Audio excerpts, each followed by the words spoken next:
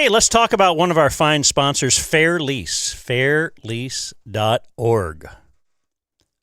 Owned by the credit union, run by the credit union. How does that work? The Predator meme, the arm in arm? Yeah. It's Carl Weathers and Arnold. They work hand in hand. Hand in glove, white glove. Remember white glove service? That's what you're going to get from Fair Lease, which means they handle this whole operation for you. Right there online, you can get your trade-in value, and then you can lease your next vehicle online. You can pick your vehicle. They'll deliver it to you right to your doorstep. That's white glove. If you have any sort of credit issues, they can work with you on that. If no white glove, no love. That's exactly right. Sorry to interrupt you. Go ahead. You were rolling. No, it was pretty mid, but the phone number is important, 972-705-4815. Connor and Nick are guys over there. Maybe you met them out at the Dumb Zone generic summer event where they were big players. 972-705-4815, and it's fairlease.org. Fair Lease when you don't know what to do about a car, 'cause car stuff is hard. Oh! But not with Fair Lease. You don't need a dealership, baby.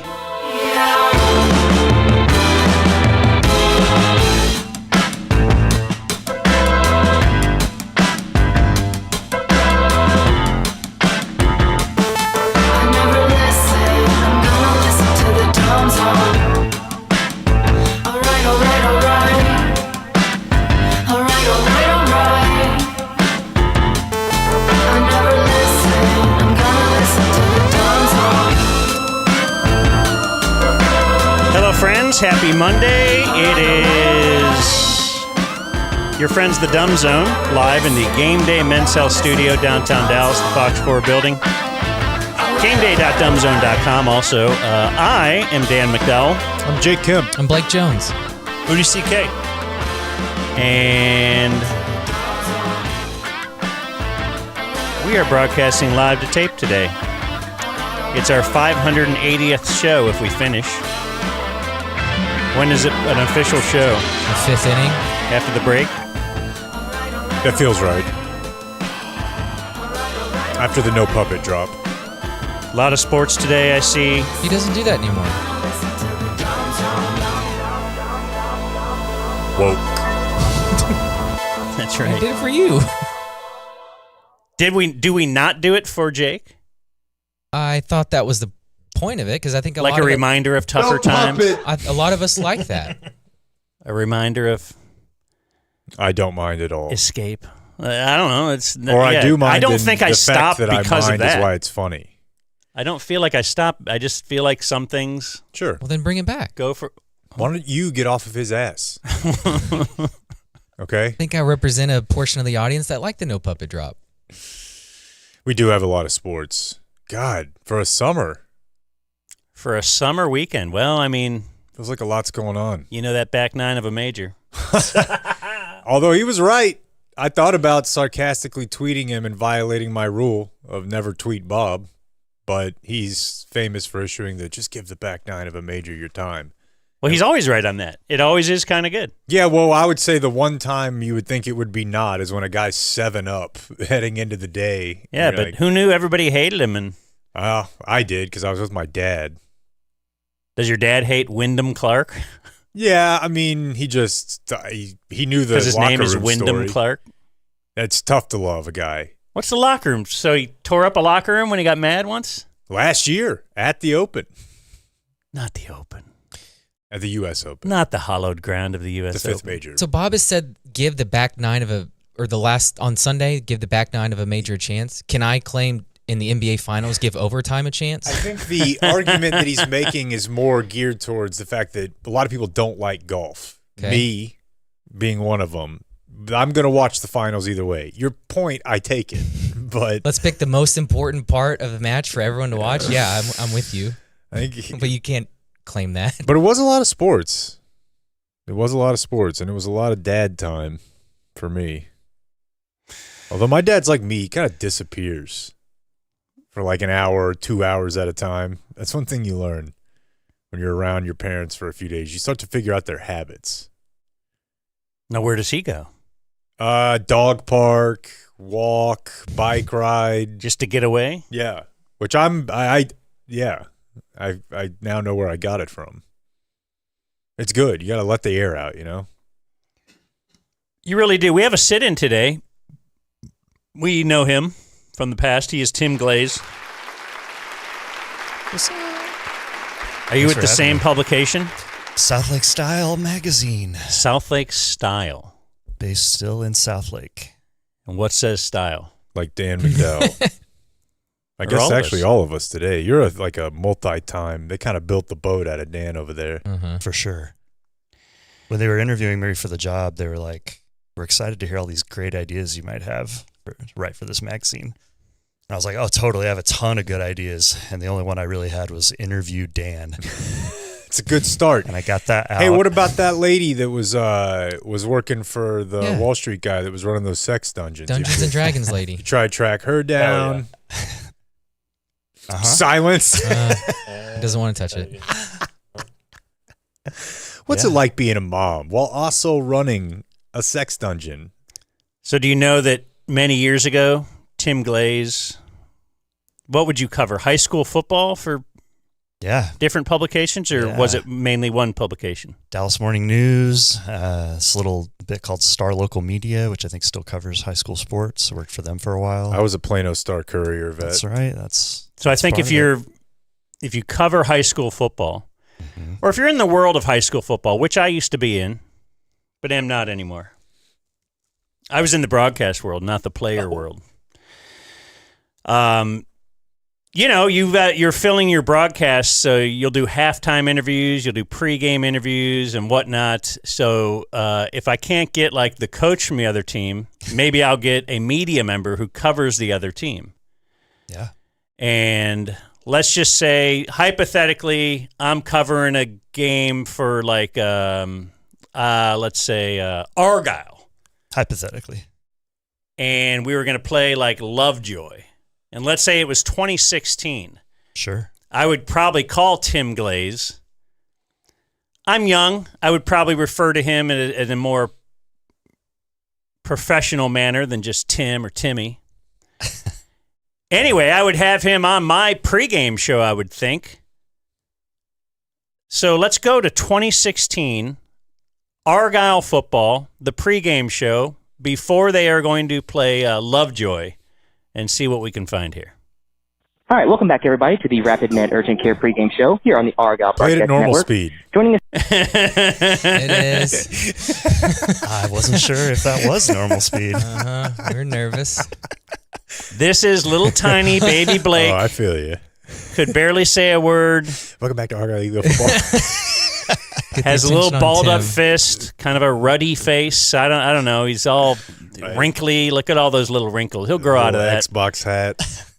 Anyway, this is Blake in 2016. Let's see who he interviews. All right, welcome back, everybody, to the Rapid Med Urgent Care pregame show here on the Argyle Broadcast Network. Joining us now on the Chick-fil-A hotline is Timothy Glaze. He's a sports writer for the Plano Star Courier and the Allen American to give us a look inside the matchup between Argyle and Lovejoy. Hey, Tim, how's it going? Blake, man, I'm doing great. Thanks for having me. Yeah, of course. Thanks for taking the time out to do this. Lovejoy enters this year in a new district with a... It is fast forwarding. We're getting man. right to football right there. I love it. Yeah. We're getting right. There's no weekend check. There's no bullshit. Thanks for being here, Tim. Now, we did have 4 sponsors mentioned before we get My to the first God. question. Like the hotline's sponsored. Like, Everybody wants in on the action. Chick-fil-A? Yeah. Ankylose yeah, how or do you whatever. get Chick-fil-A to sponsor the Seriously. hotline? The play-by-play guy runs a Chick-fil-A. Okay. And dude, listen. I mean, I'm sure you do know this, Dan. You were around high school sports a little bit, but for a while, high school and college sports, I swear, like they were running on Chick-fil-A. Yeah. It's like 90% of the meals that the media, the staff, and the players eat are just Chick-fil-A from a table. Yep. It's everywhere, all the time. So why not sponsor the hotline while we're at it? So in this particular game, I found this interesting because they were talking about a player, and you always wonder, like, did Blake ever announce a game for a guy who would go on to become really famous or kind of famous or whatever? So on this Talking team, about bumper pool. That's the first thing I thought. They have some great players, starting, of course, with Junior Bumper Pool at linebacker. He's already gotten a offer from Alabama just after his sophomore year. Arkansas, right? He went to Arkansas. Ended up at Arkansas. He is right now. Then he left Arkansas as Arkansas's all-time leading tackler. He was awesome. Yeah. And his brother's swimming was even better. Is that a joke? Well, I feel like that's a joke, but his dad named him Bumper. It's not like that was his It's not nickname. his real name. Well, actually, his name was like John, and then he changed it legally in 2016. Okay. Or excuse me, he legally changed it, I think, at the age of 16. Yeah, you're right. Amazing. But his dad was really into Bumper Pool. In that game, Argyle would beat Lovejoy 33-21. Well, were you, Bumper? But I want you to do this now. You think about how much can you change in a year. Certainly now, well, I look at you. I guess you can. Certain people can change a lot in a year. I don't think I've changed that much year to year, maybe similar to 10 years ago. In many respects, you're probably very similar to 10 years ago. Yeah. But, when you leave your kid, when your kid is 1 month old and you come back, like your kid would change significantly, whatever. So how much can you change if you're a young broadcaster between 2016's home opener and then 2017's? Well, let's listen to 2016. This is the young broadcaster in question. All right, welcome back, everybody, to the Rapid Med Urgent Care pregame show here on the Argyle Broadcasting Network. Joining us now on the Chick-fil-A hotline. Okay, very Rapid fast is right. forward, very, fired up and all this kind of stuff. A little nervous, perhaps. No doubt. He's got me on. I know. Let's go to year 2. Same guest. Same host? All right, everybody, welcome back to the Merrill Lynch pregame show. It's time now for the scouting report brought to you by Waxahachie Autoplex. And on the line right now, we've got Tim Glaze, a writer for the Star Local Media for the past 8 years, and been covering this Lovejoy team for the past 3. Hey, Kind of like, I've been doing this a while. Yeah, I got a return cut now. Yeah. Here, I need a steer, right? Returning guest feels comfortable. Did I call him Tim this time? Tim Glaze. Oh, I wonder. Let's see. I like this. I like the groove, though, too, man. For sure. Yeah, a little Gnarls Barkley. all right, everybody, welcome back to the Merrill Lynch pregame show. Merrill Lynch they get this year. Jeez. Yeah, man. These are clients who are out of our league. God. It's time now for the scouting report brought to you by Waxahachie Autoplex. What brought to you by Waxahachie Auto? Waxahachie is They'll bring you the car and sign the paperwork right there on your kitchen table. advertising on an Argyle game. Do you know how far away that is? Yeah, Wes Spence lives in Argyle. And on the line right now, we've got Tim Glaze, a writer Whoa, for the Star Tim. Local Media for the past 8.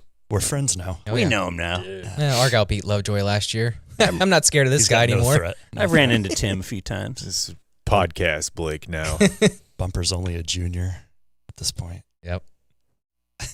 Anyway, Yeah, we go back. That's excellent. welcome to Tim Glaze. Timothy Glaze, Thank you. back in the studio. We can look at our weekend check over the weekend. Actually, Puddle Pools, it was pouring all day on Friday in where we lived. So Puddle Pools came out on Saturday, delivered me the report soon after that. I don't know. Everything's good. We jump in, we swim in the pool. It's extremely clean. It's all of our old pool companies in one. They do it all. They can do repairs. They will brush down the pool for you. They'll, make sure the levels of all the chlorine and the whatnot. I don't know. Phosphorus, is that a thing? Yeah, it's That's a in a pool? thing. I don't. Yeah. You think it's in a pool? I don't know what it is. Yeah. But they keep you safe, and they got a deal right now where they will give you a free month if you lock in for a year with puddlepools.com/thedumbzone or dumbzone.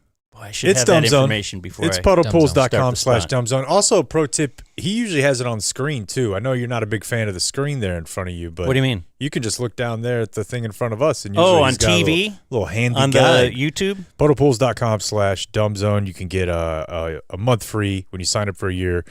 I have people staying at my home right now, and they hit us up, and they said, hey, this pool, this is incredible.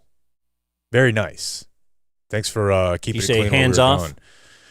No, I said those definitely aren't cameras back there. You guys keep doing what you're doing. Puddlepools.com/dumbzone. All right. I wanna go last. That's what I want to say. Wow. Yep. It's a big move. I know. I will start us off. And let's see here. Oh, so I'll tease a little something I have coming up on the show. I listened to some Christian Parker, the Cowboys' new defensive coordinator. I'm pretty fired up about him, and I can't wait until you get to hear this and be fired up about him as well. That's later in today's show. But when do I listen? Throughout the weekend, and maybe I'm finishing it up this morning. And so my wife is home. She works in a school, and she's now home for the summer. Nobody talks about you guys. Everybody talks about the teachers. They say, oh, man, what a life. That's got to be great. You got all this time off in the summer, but nobody thinks about the man standing behind that woman most of the time. Yeah. Having to put up with their entire routine and day just upended because now somebody's home and wants to know what's going on. So this morning, though, because she'll usually be in there watching the Today Show or some other thing, and, it's good. So I, was getting second cup of coffee, I believe, and then she comes in with important information. Now it's, as you said, this is disrupting my routine, and so my play is to I make a big show out of it. I very slowly pull my phone out of my back pocket. Quite obviously, put my index finger out like I'm E.T. And I hit pause on the podcast, or this particular thing was a Dropbox link I was listening to. And she's like, "Oh, I'm sorry." And I go, all right, no need for all this. Let's just get to the point of Pretty urgent. I had to get out of the living room, off the couch. That's a big deal. That's hard to do. I know there's a tractor beam there that you have to break free from to get into the kitchen to start talking to you about this. And so I'm like, all right. Honey, did you know about Juneteenth? Dude, we've lived here 20... Full on, no idea? 6-7 years or whatever. She's like, so do you know, that... She goes, I never really knew what this thing was. Thing. And then she goes, apparently, it's the day they got to Texas and told the slaves that they would be free. It was 2 years after the Emancipation Proclamation. 2 years after. And I was like, it's crazy. Yeah, I did not do you didn't do us with tamales? I didn't want to extend it. Yeah. But I just found that fascinating well, because I told you I didn't learn about it growing up. I had zero idea until I moved to Texas. But now I have lived here for 2 decades. There is that. There is the fact that I over-index it as a Texan because it was a big part of, to the extent that something that was about that could be, it was a big part of Texas history. But almost 30 years, what would your girls say? If they, would they be equally shocked? Because they're like, it's been around our whole lives, pretty much. Right? Yeah, I don't know. I'll have to ask my girls about that. I did get one of the girls on the phone this week, the non-athlete girl. And she indicated that she did know the first name of the most popular WNBA player. Okay. She didn't get Clark. Okay. But she knew it was Caitlin something. All right. And now, she was thinking C. We'll see about Mom at a later time. Yeah, I didn't ask my mom. I didn't want to ruin that off the air. I'm pretty sure my mom she's got to be clueless about that. Another thing this weekend, for some reason, I very rarely, unless I'm looking for audio for something, I don't listen back to our show. but for some reason it popped up that it was so if you're a subscriber of the show, you can also get like a weekend wrap-up. So, what is it? Put that in the article. Patreon.com/thedumbzone or dumbzone.com. 2 different ways that you could actually subscribe, and you get some Tuesday, Thursday action. It's gold.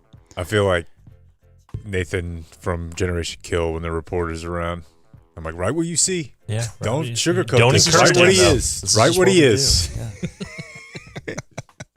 So I thought, well, let's check out this weekly wrap up. This wasn't just a couple days ago. It was like the week before. So it was June 13th. And let's see, how are we being represented? Like, who's doing the weekly wrap up? Is it intern Jack? Is it Trey? Who's doing this thing? Turns out it's intern Henry. Mm-hmm. Did we all know that? Okay. I don't know what's going on. All I know is we do the show, and then people cut it up. I make the meal, and then I don't know what happens after the meal. So here's what the weekend wrap-up is, though, Jake. I don't know if you know this. Here it is.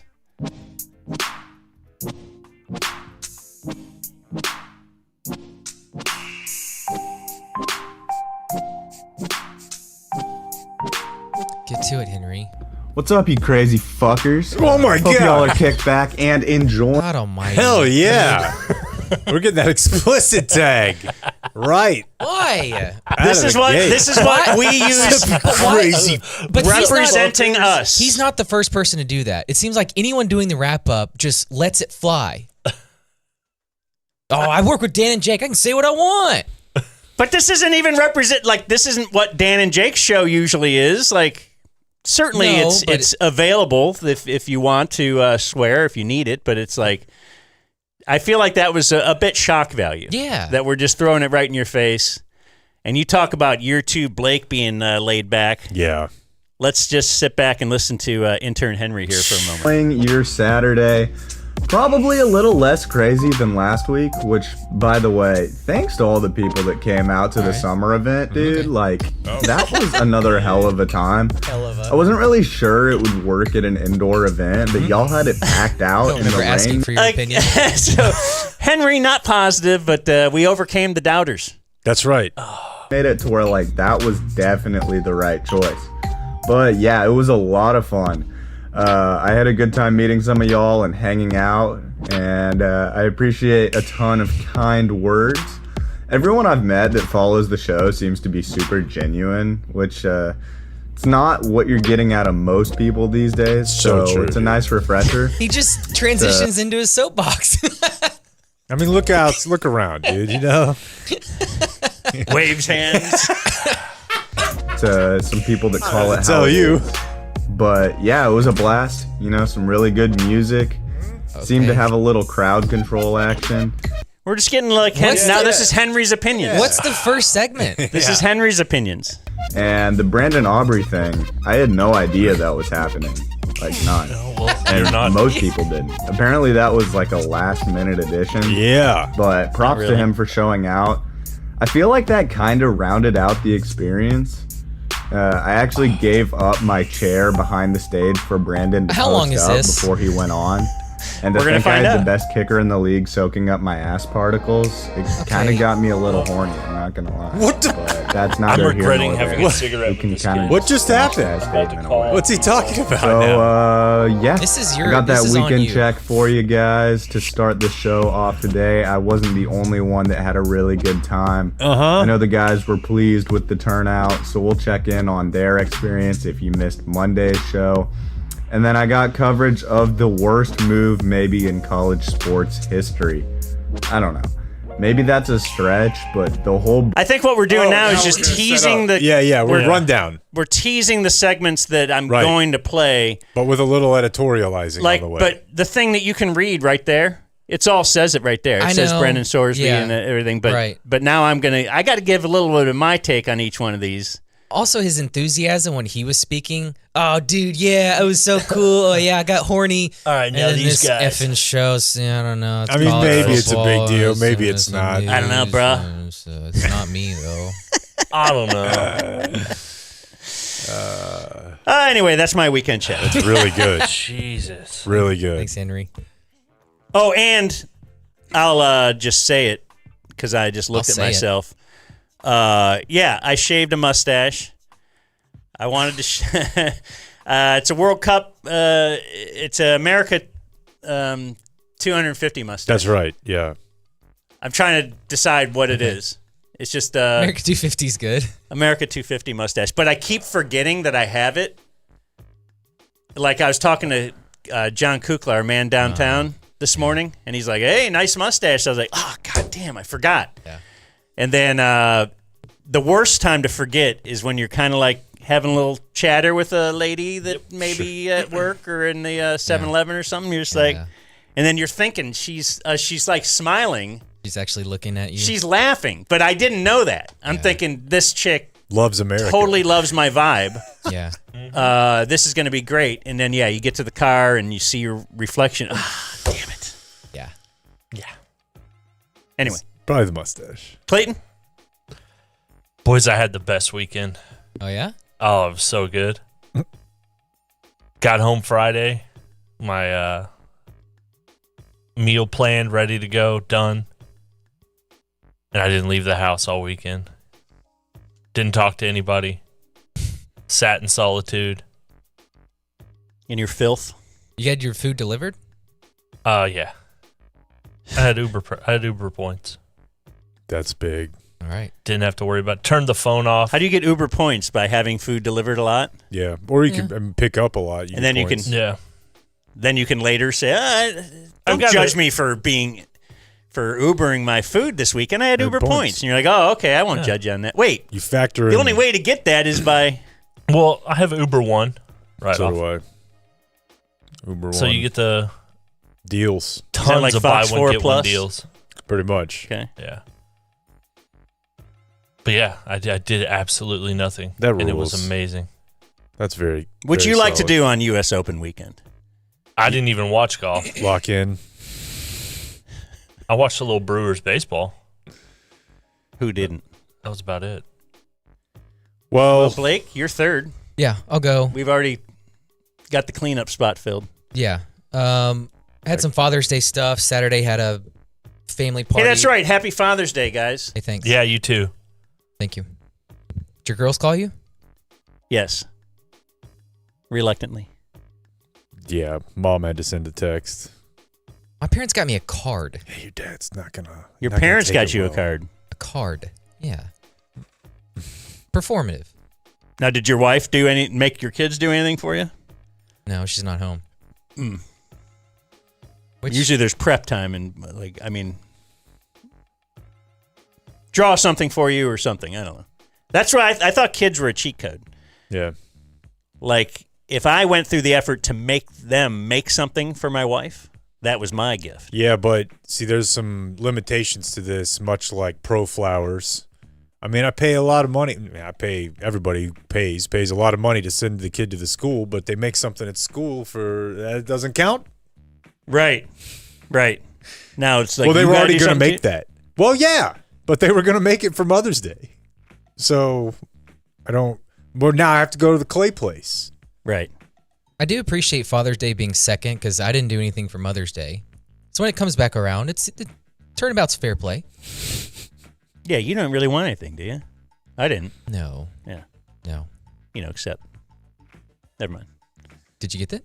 No. Of course not. So I didn't do a ton, but I do have two things I've been sitting on for a little bit.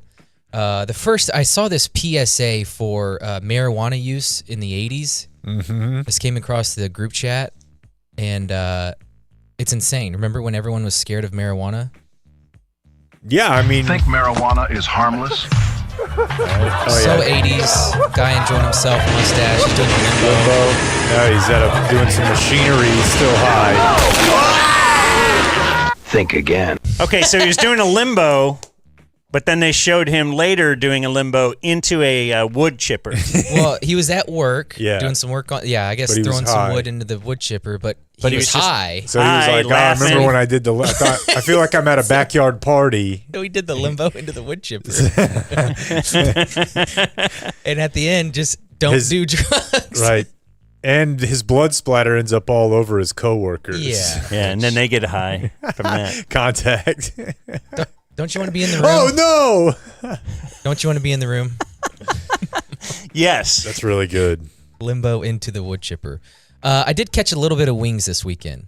Hey. I'm the WNBA expert on the show. They got Actually, the dub. I'm just the only Big one that free watches. throws. I checked and had a physical, when I saw that they came back and won. They did come back. Chicago was just absolutely woman handling them in the paint. I think they call it period handling. Gotcha. All right. So they the Chicago Sky are up big on the wings, and they're talking about how Chicago wants to get off to a fast start. Hey, why don't you show me the team that does not want to get off to a fast start? Anywho, they're talking about the importance of a fast start. Skylar Diggins is talking about how it's so important, blah, blah, blah. There's no doubt young Blake and Tim Glaze once discussed that. If Lovejoy How does very Lovejoy get off to a fast start, that this one? very thing. could be over early. Could Sorry. they give Bumper Pool some carries? I Maybe? like the WNBA too. I'm Yeah. sorry. They're coming around. It's coming around. I did All the right. same thing. Super bad report. It's hard to tell, but the courtside reporter can just chime in. It's not a here's Right. They got like Booger. sure. And so she chimes in with, I just think, a horrible point. Marsh told us, he said, I think we've proven we can take punches and still give effort, but we have to have a mindset of throwing the first punch. Yeah, I mean, this league is too good for you to get down in double digits in the first quarter. You can be even the rest of the game and then still lose. So completely. Yeah, that's just math. What? Here, let me You back know, it if up. you get down by one digit in the first quarter and are even the rest of the game, then You're will going to be lose. super disappointed at the end. Hold on, rewind. Yeah, I mean, this league is too good for you to get down in double digits in the first quarter. You can be even the rest of the game and then still lose. So completely hate that. agree with Sky's message. That's this to start. league, though. I hate that. This league is like that. too good. They have other ones where they just lop off the The part where you're NBA, down. Right. the NFL, Loser stuff. but this league. Yeah. That's probably not how she meant to say that. So they don't have a big piece of man meat on the sideline for their, shouldn't they? Oh, right. Yeah, they got clavicular. Yeah. Or like a Chippendales type dancer, Right. Just Just catching some Brent. hot dude who Channing doesn't. Tatum. His dick out there. No, it's Tiffany Blackman. TB. Sure. Because we put eye candy for ladies. I mean, truthfully, they probably just get like eye candy for ladies. Ah, That's a good point. You know? yeah. Oh, you do know. We finish up the weekend check. And Need it's it. going to be brought to you by Game Day Men's Health, who They bring you my weekend. has developed Jake into the man he is today. GameDay.dumbzone.com is where we like to direct you. I gave my my stepmom and my dad the full peptide pitch. Yeah? Because, we're at their pool, and I see these older people walking around, and I'm like, look, that guy's definitely on peptides. Like, you're missing out here. They're like, well, it make me feel better. I'm like, yes, immediately.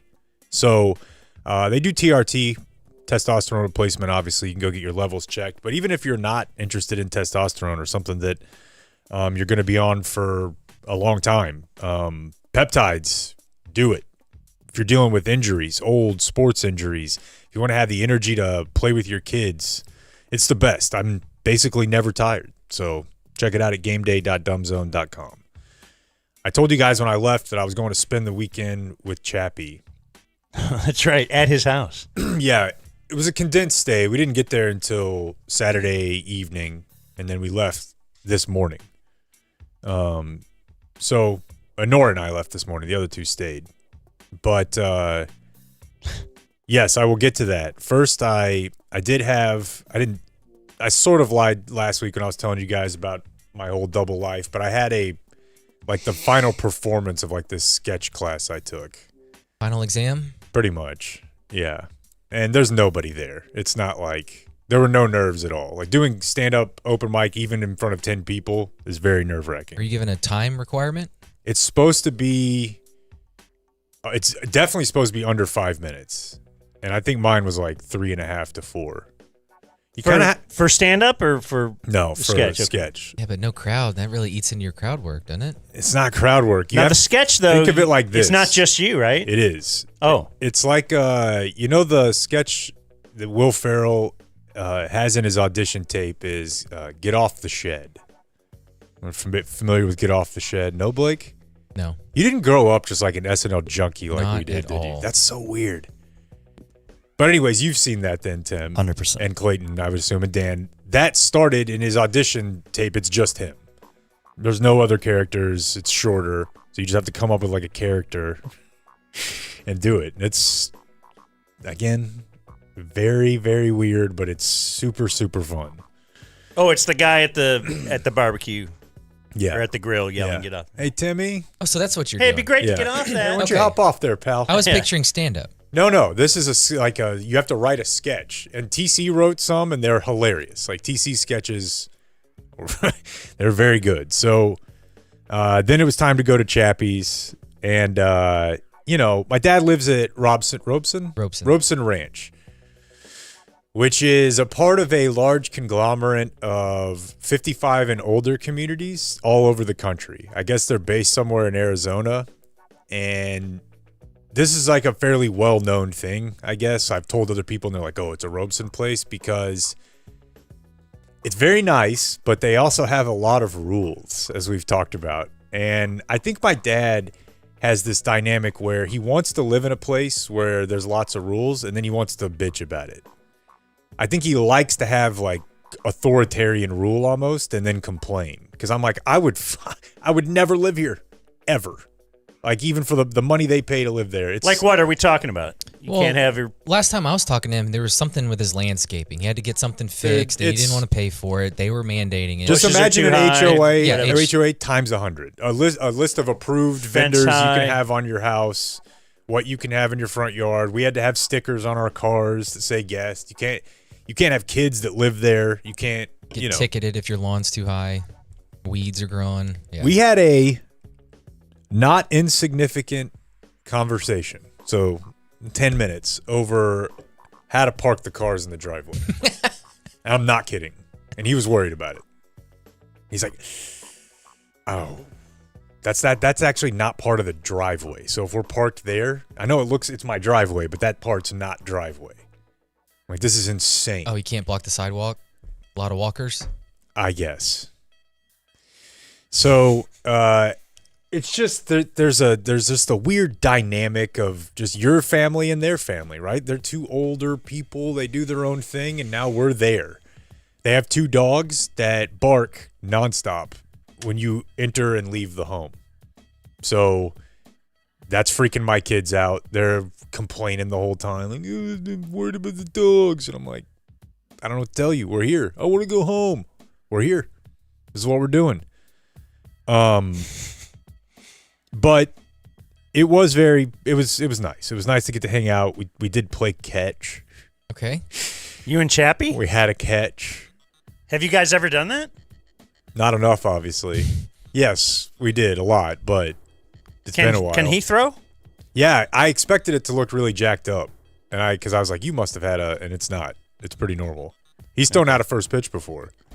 He did it at an Astros game. Have you ever played catch with your mom? Like, where do you get this from? This I don't know. inability to throw. Why did he throw out the first pitch?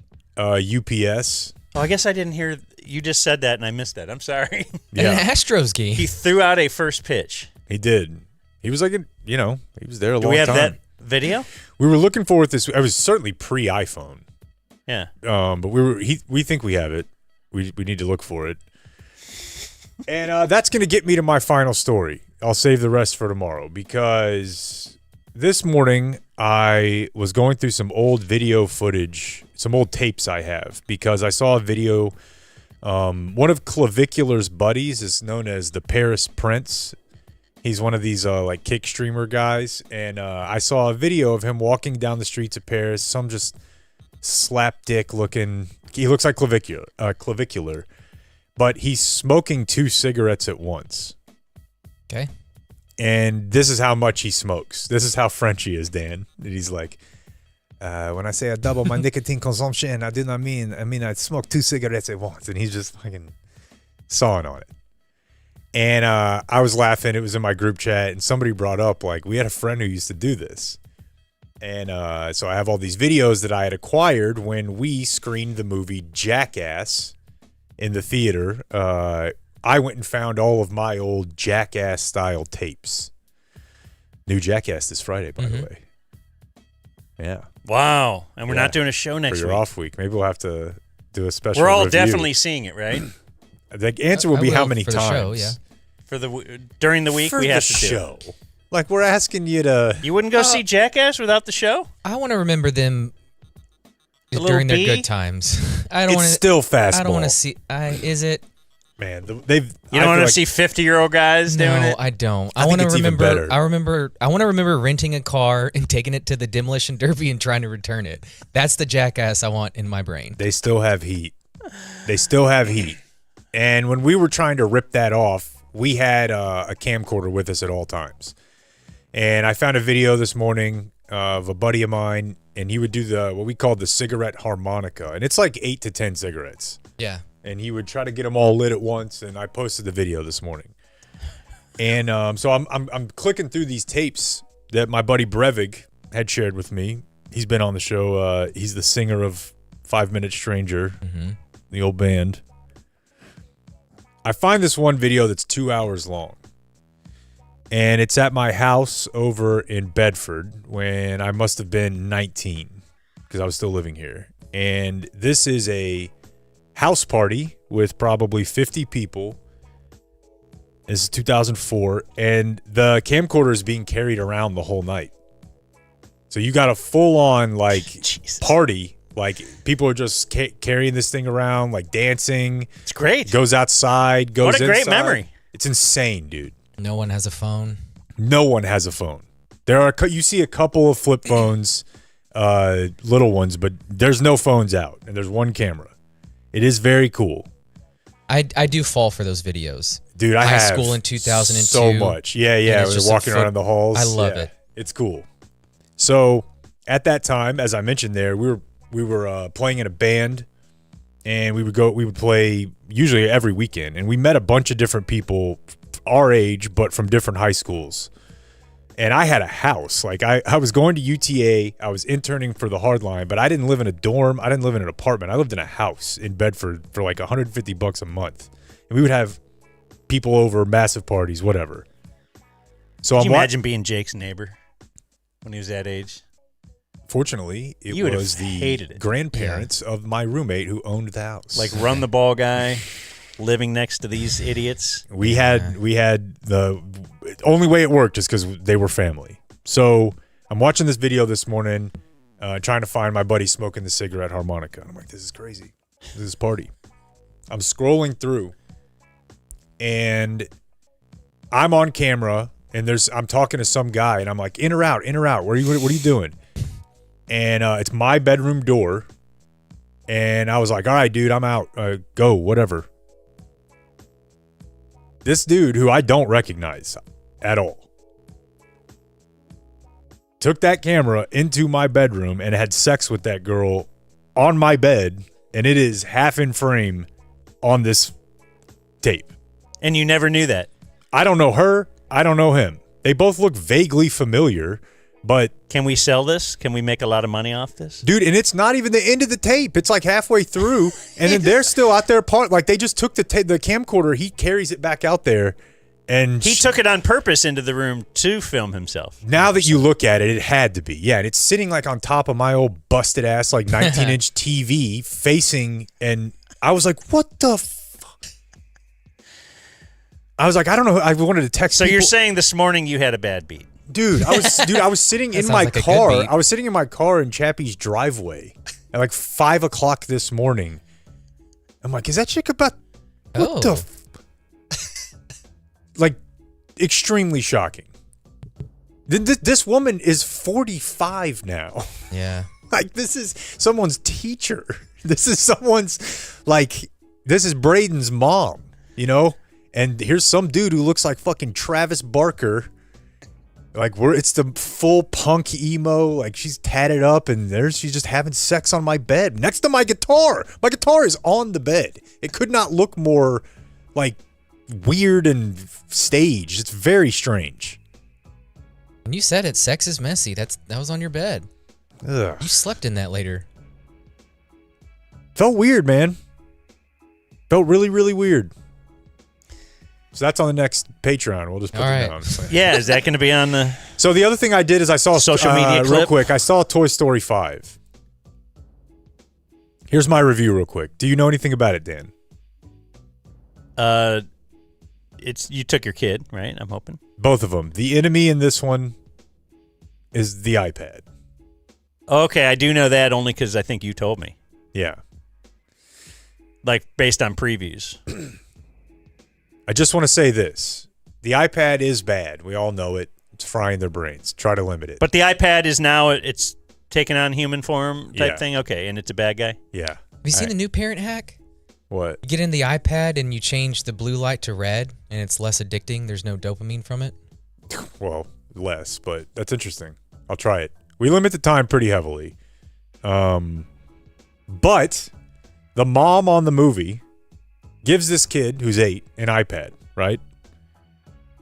And the problems arise when she starts getting made fun of in group chats. Why did you let your 8-year-old into group chats? That's not a thing that's happening. The whole movie, it's like, iPads are ruining kids. Look how it fucked up Molly's life. What do we do? She's Nobody who's 7 should be texting. You can have an iPad without being involved in texting and like that. So wait, who's making fun of her? Her peer group? Her friends, yeah. She has a peer group that she's texting with at the age of 7. Yes. All right. And that's the part that I think, like, I thought the movie's like, hey, look, the iPad's bad. Like, it's kind of grabbing your attention. It's like, it is. It probably is. But you know who else is worse? Her parents. They're the real villains of this movie. And they do kind of make them look like idiots. Like, that's a thing that we're doing in movies now, too, is just make the parents look totally clueless. Just, I don't know. Maybe it's always been that way. But the movie is very, like, anti-technology. Like, the parents aren't paying attention to the kids because they're addicted to their screens. Like, who did this? Which company got me hooked on this? Overall, though? It's so good, dude. Is it? Yeah. It's Toy Story. They all are, yeah. You see Buzz, you see Woody. They're all here. Woody has a bald spot now that they have to use for bright light because Good. it reflects so bright. By the way, Bo Peep, what are we doing? Hot? Super hot. Bro, come on. They keep turning her ass up, too. Yeah, that dress ain't hiding it. No. Not even trying. You just want her to beat you with that stick. What's in sports? Let's get on to sports. It'll be brought to us by Flooring Direct, DFW/DZ. Flooring Direct, DFW.com/DZ. That is the place that wants you to know it is home improvement season. Summer is here. Your wife is home from her job at a school. Put her enthusiasm for learning about Juneteenth to work for you by having a Flooring Direct professional come over to your house. The thing is, they come to your house and they bring samples to you. Rick Renner basically brought a whole store. He's got like a truck, and he would just keep going out there, bringing more samples back in. We were just talking last night. We were on the website because we're pulling the trigger. We're getting whole new floors for the whole house. Wait. The den, everything. By the time we do another show in the den, not another show, but the football streams in the fall, the den will have new flooring. Unreal. Okay. And if you guys want to be part of picking it out, you want some shag? I'll help you when we have to move all the furniture back. I do want some shag. Jake was doing a little bit there because we don't have to move all the furniture back. You're right. Their 5-star installation package means that they move the furniture, they treat it like their own, they put it back when they're done. They'll recalibrate all your cameras for you, Clayton. They No, they said won't. they said that they would wire up the whole Rick room. Renner will. He knows what he's doing. They said they'd install no. But actually, one of the things, you ever been in my living room? You probably have. Yeah. For some reason, when they built this, they put pillars like in the living room. Not helpful. Like the pillars that you go outside, it's in the White House, and like they're in my living room. Like, why? So Flooring Direct, they had some people come over. They're like, yeah, these aren't load bearing. Like, we can get these out of here for you. It's going to be great, man. So anyway, you should hook up with Flooring Direct. They have great deals right now, 36 months, 0% free financing. Get new floors in your home for no money down. They have plush thick carpet for just $1.99 a square foot installed. I'm just looking at some of their copy points. Point is, they come out to your house. It's awesome. It's a wonderful experience. My wife is fired up. Like, she was not sure. What's this going to be like, having these guys come out? And do I need to go to a showroom? And in fact, she does agree. Bring those samples out, look at them under your lights, look at it next to your walls with your paint and all that kind of stuff. They're great. So it's flooringdirect.com/DZ. And I'm sorry I helped Dan with load management or load bearing there. That's. Our pros are the nicest. We've got the best You don't feel prices good at about Flooring Direct. Look, I held off on the last name of our sit-in, so. He's a profile writer. From the wonderful world of sports. I like the Dreamweaver Windy City one. Oh, yeah, I like that. Mesa Falls. Ooh, Mesa Falls sounds nice. What's that? Is that a? I'm looking at floor. carpets for the den. Oh, okay, nice. Make sure they match the drapes. I'll hit you with a couple quick sports notes here. This is similar to something Blake played earlier, but this is from who did Cape Verde? Uruguay? Did they tie? Yeah. Spain? They don't. Well, yeah, but then they were back at it yesterday. Oh, they came back and tied against Uruguay. Yeah, and so this is fun. It's going back and forth. This is a teeny country, right? With like a couple hundred people in it. Couple hundred, 330. Yeah. And it was exciting. It was fun to watch. Back and forth, back and forth, back and forth. And here's the announcer's take. Oh, my bad. That might have been me, Blake. Nope. Fought hard to try to win it back, but he touched it last. Throwing here for Cape Verde. You almost don't want to see the match break coming up because it's got momentum on both sides. Fantastic game here in Miami. No, that is not possible. That's just a good game. They're playing the sport. They're going back and forth. Momentum, if we're going to use it for anything, it definitely cannot be a two-way, same-time street. That's unfortunate. It doesn't work. The Mavs have a new head coach. Oh, yeah. I saw that just before the show. Like right before the show. So I don't have a ton for you on it. Dusty May, Michigan head coach. I've seen like one of the best coaches in college basketball. Yeah, I mean they just won a natty. He was a Bob Knight guy, so he was an Indiana student manager after playing there from 96 to 2000. He was a student manager. Then he went back, video coordinator, Indiana assistant. Wow. Yeah, so he played.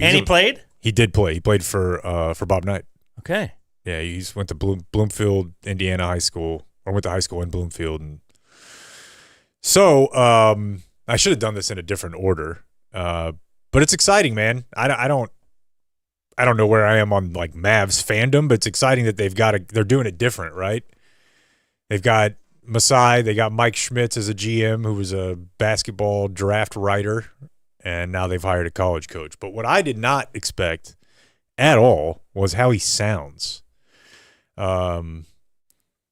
This is the head coach of Texas Tech right here. I think that's one of the most important things that we can do is putting him back around his peers, getting him back in. Okay, this is the new head coach of the Mavs, who's not from Texas but Indiana. The people with religion of sport, we felt like they were the best in the business when it comes to things like this, and we'd seen their work and felt honored that they would select us. He almost sounds identical to Joey Maguire to me, a little less Texan, but he doesn't look how he Is sounds. Joey Maguire Texan? Oh yeah. Oh yeah. Okay. Yeah, and this guy, like I said, he looks He doesn't look like this to me. And also, we felt like it'd be great for our guys. We have a team of great human beings with personality. It sounds like a Texas high school football coach. We thought it would show the culture of our program. That's a coach who's yelled a lot. A lot. That's the Mavs coach. That's the Mavs coach. Okay, yeah. And he, coach of Michigan. I listened to an interview he did this morning about apparently Paramount Plus did a 4-part series on Kansas and Michigan basketball this year. So I'll probably watch that just to see what's there, but something different, way different. And I would imagine you're having to pay quite a bit to get that guy to leave a college at this point, right? I was going to say, one thing the Mavs are doing, like... they got to be giving bags out. They're breaking the bank. Right. They are breaking the bank left and right, like in a clumsy effort to... every move is an apology. Yeah. My buddy Kenny said, reminded me on Twitter, it's we called it your divorced parents. Like, but what if we could buy you a bunch of nice stuff to make you try to forget about the pain? These are the Kobe ring, the rape ring. Right. So I'm sure they'll have a press conference the next couple of days, and we'll have some fun with that. It's just so... Yeah. It's weird. I'm certainly not there. I don't know if I'll ever get there. Even the Cooper flag of it all, like, makes me think of him, And I realize that's the only reason that people are even holding on at all. It still makes me a little sad that they got that lucky by getting a generational talent. Lucky. It's vision. Do you think it was all set up? Of course it was. That's the way I think too, but then I'm told how that's just conspiracy theorist. You're right. Fortune favors the bold. It's tough. It's tough to watch them do anything good. Did you watch the U.S. Open at all? A little bit, but I watched way more Rangers and soccer. Really? Yeah. Soccer's blowing up, man. I'll watch it I always watch. Well, I just mean the World Cup thing is having it. I don't know if because we have it in town, it's making it bigger. Yeah, because it's on every local programming. Like Kukla was talking about, I asked him, I'm like, are you guys just killing it in ratings? He said, yeah. Really? Like he's Good. Like even the spare match, even DZTV, Haiti or whoever is on like a Friday at a 5:00 is killing it. Like people are just turning it on and keeping it on in the background. And like I said, I don't know if that's because it's DFW. We have it around here, so now we also are going to watch it. I don't know if the ratings are going nuts in Cleveland. That'd be interesting. Do know a lady we can ask about that. If she's paying attention to the World Cup at all. No, but I mean, yeah, knows it's happening. That's more what I was watching than golf, especially with the lead. When it turned out to be the way it was, which is the way it was when we left on Friday. The only thing that was interesting to me was he was kind of ripping the fact that they were like I guess his gallery on Saturday was real crappy. And, like, you look at the grandstands, like, when he got to 18, it was half full. Like, people were just not stoked about, what's his name again? Wyndham Clark. Wyndham Clark. Just what a pompous, pretentious name. Yeah. Look at this baby. Wyndham. Let's name him Wyndham. Yeah, I mean, he probably wasn't going to be an edge rusher. But fans were kind of like... I think golf was likely the... Fans are against him, and... Like, he's not well-liked. They're rooting for Scotty to overtake him yesterday. Yeah, now, I do know that, like, that place has a hard time getting a crowd, right?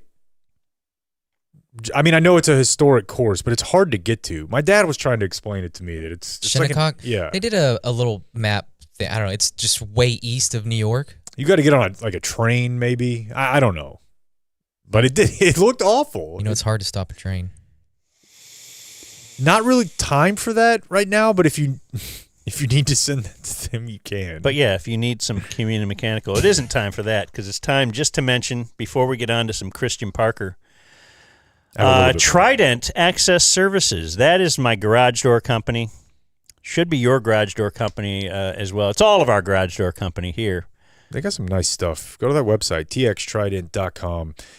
Much like with mayonnaise, they've come a long way. Go on. with gates and with garage doors. Okay. You're thinking I just got your grandpa's, gate. No, sir. Name a couple kind of gates. Well, you can get the electric, of course. Swinging. If you're looking for a 2-point conversion. Custom would be one type, I would imagine. I saw one the other day that just looks like your fence. And then it just slides down into like the pocket. And you're like, whoa, I didn't know it opened there. Really? But I bet like Jeremy the wood knew. fence? Or are you talking about your cast iron The fence? wood fence. Okay. TXTrident.com. Jeremy. 817-512-1212. 817-512-1212. Thank you for pulling that. TXTrident.com. Not just gates, but garage doors too. Maybe yours is jacked up and you're thinking, I have no clue how to take care of that. I don't have a guy for that. Well, now Jeremy. you do. You've got Jeremy at TXTrident.com. Hey, I'll tell you one thing that they will let you do at Robeson Ranch. This is an interesting, kind of like painting your parking spot at high school, which I learned about maybe 10 years ago when Dan's daughters were coming up or something. I guess you can paint your garage door. Really? Yeah, because somebody had the first page of the Constitution painted on there, like the old, like it was yellow, scrolly. And and it scrolls and up. then when they press a button, you just They allow that? I You guess. can't park on the sidewalk, but you can do that? Dude, that's really getting creative with the rule book too. They're like, don't do yard signs, don't do this political stuff, don't do anything weird. And you're like, I'm gonna paint my garage door. And then like they scrambled to the HOA and they're like, damn it, we didn't put anything in there. It's not. Do an addendum. This is it. Yeah, but do a rainbow and see what they do. I was gonna say.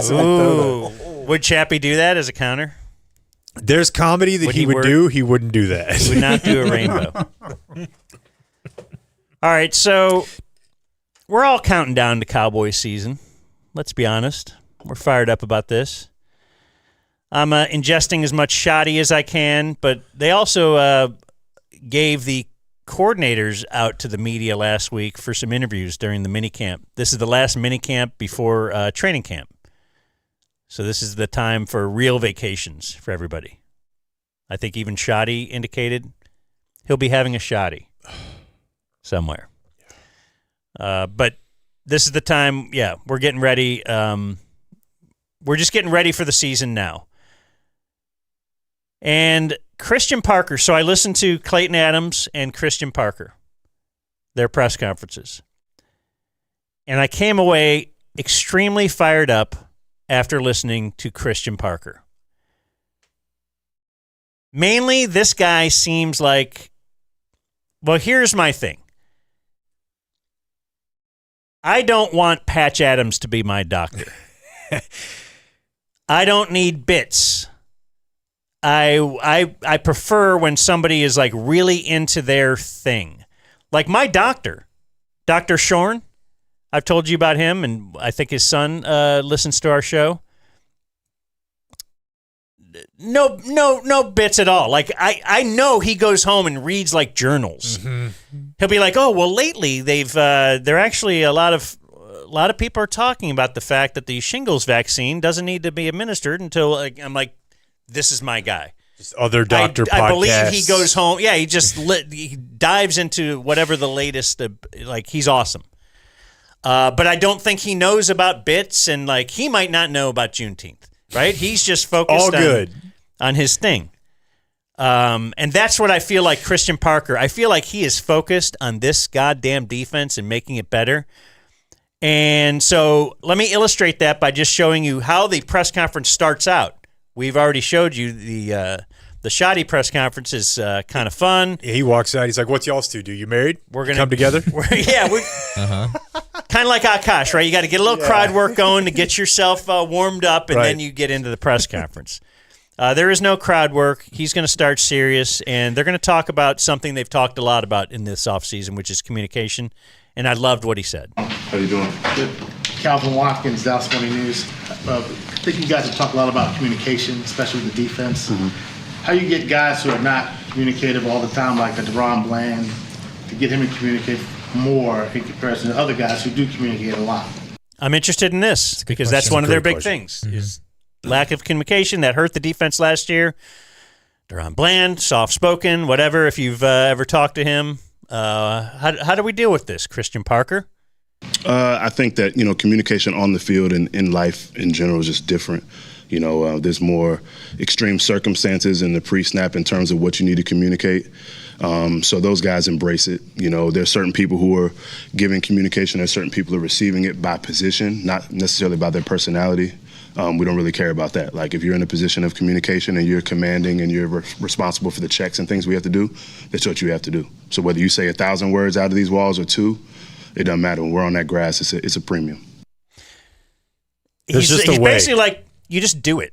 Yeah. It's your job. We're not sitting here around here and wondering about, like, this is your job and you're going to do your job. If you're not going to do your job, I imagine you're not going to be out there.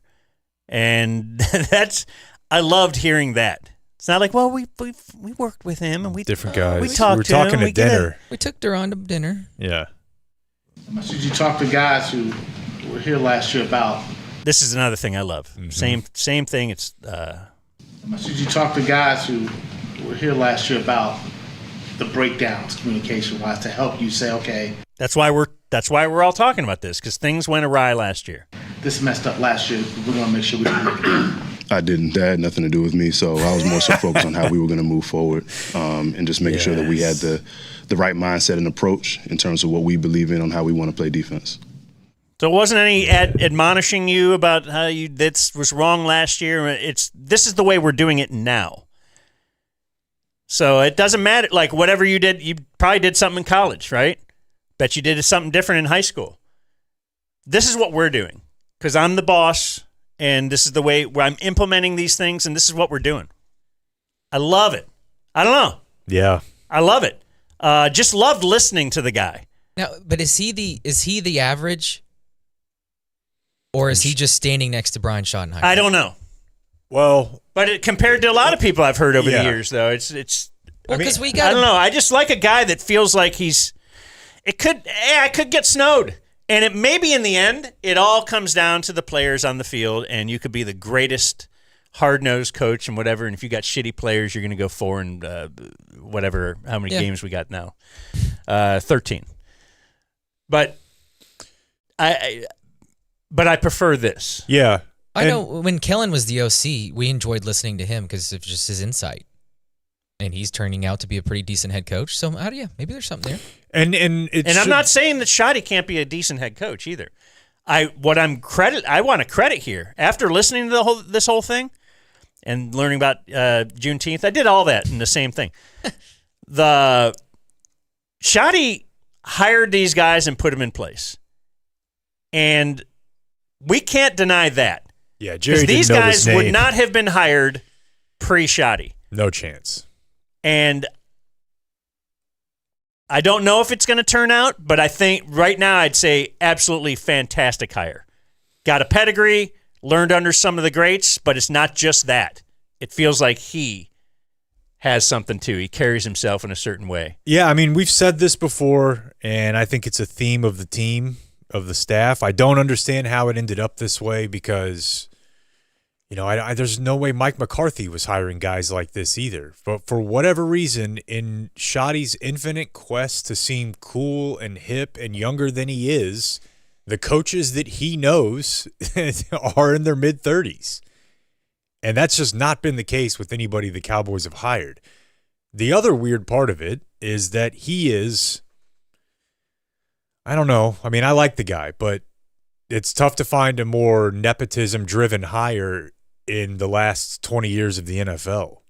I mean, Arthur Smith, maybe, because he was the FedEx owner's son. But Jerry straight up said, I knew his dad and his mom was awesome too. So they hired that guy as head coach and then hired 2 coordinators with zero nepotism or favorable treatment or preferential background at all. Like, if Shoddy's on one end of the communication thing and CP is on the other, he's also on the other of the way that this normally works. Most guys have at least a name. Something. This guy had nothing. And his list of guys who have vouched for him now is like Jimbo hired him as analyst at A&M, Mike Pettin, Fangio. I mean, the names of guys he's coached. Yeah, you could get snowed, but then you'll be one of a bunch of people. So this guy was going to get hired in the next year no matter what. No one was hiring Shoddy. Polar opposites. Not even as offensive coordinator. Maybe if you could have wanted got a sniff as that. Anyway, so now they're talking about. It's a long process. Okay, this question isn't in there. Asking him about the importance of using short words for play calls. That's another thing that's come out of this camp is people. We're trying to come up with anything, but maybe a minty B. Some of the play calls are pretty quick.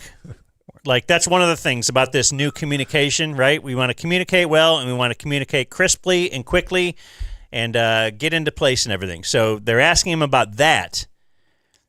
I like hearing him talk, so we're going to hear him talk, but I also need this because it's going to set up a future question. Someone's going to follow up on this, but let's listen to the short words bit. It's a long process because there's the different word banks. So there's an Excel document that lives on my desktop. You got weapons, NBA teams, insects, whatever, and it's do we have enough inventory here that's going to fit? So this type of scheme, or do we have enough S&W words or F&B words or whatever it might be? So what does that mean when he's saying S&W words? Strong and weak and field and boundary. Okay, so a quick spider, that's strong. Whatever, that's what they're doing. Always Sam and Will, but field and boundary is a newer thing than what they used to do because space driven. Yeah, so they used to. I mean, maybe they did this in the 80s and 90s more, but used to you would have a left and a right corner, and maybe you would have a number 1 or a number 2 corner. But in the last 15 and really under the Fangio system, they started really moving field and boundary. So if the offense is on the left hash, then the field side is now the offense's right.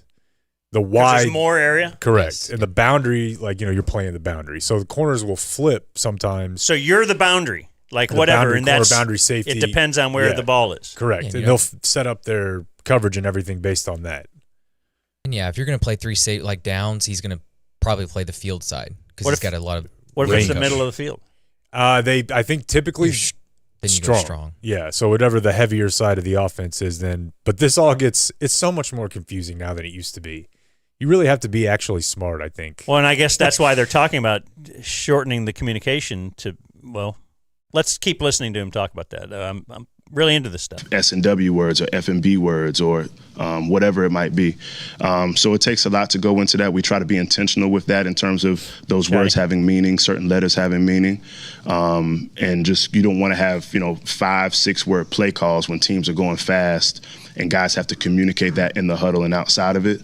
So being able to condense that and have those things being very direct is a good process to go through, and I think our guys have embraced it. And how valuable is it giving your defenders that extra time before play to analyze the offense and diagnose it versus trying to figure out where everyone's supposed to be? Oh, it's very important. Because there's so many things from when the linebacker or the safety or whoever has the green dot is communicating that. You break the huddle. What's the situation? Offense breaks the huddle. What personnel group are they in? What's the formation? Where is a certain player that we might be doing a double team to or whatever the case might be? There's so many things to process from the play call to the snap. So the best that I can shorten that process for them by being very direct and making sure that we get constant reps of that, then I'll try to put it on my plate, not theirs.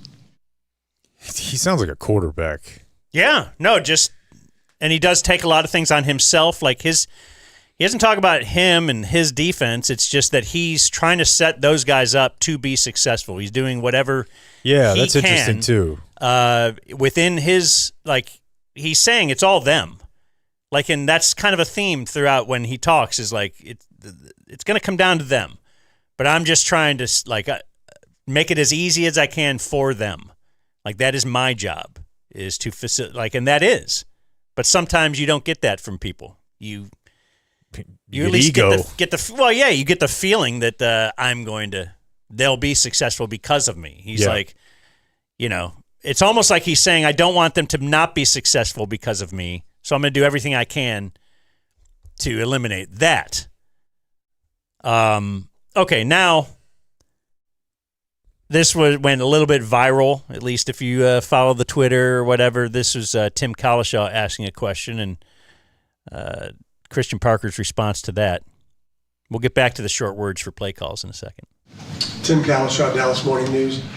2 years ago, the challenge was to get Cooper DeJean and Mitchell up to speed real quickly, and obviously it went as good as it can go. Do you see this challenge similar to that? Not necessarily all with rookies, with Downs and a couple, but with different position groups on this defense, getting them very quickly to where they need to get compared to where they were a year ago?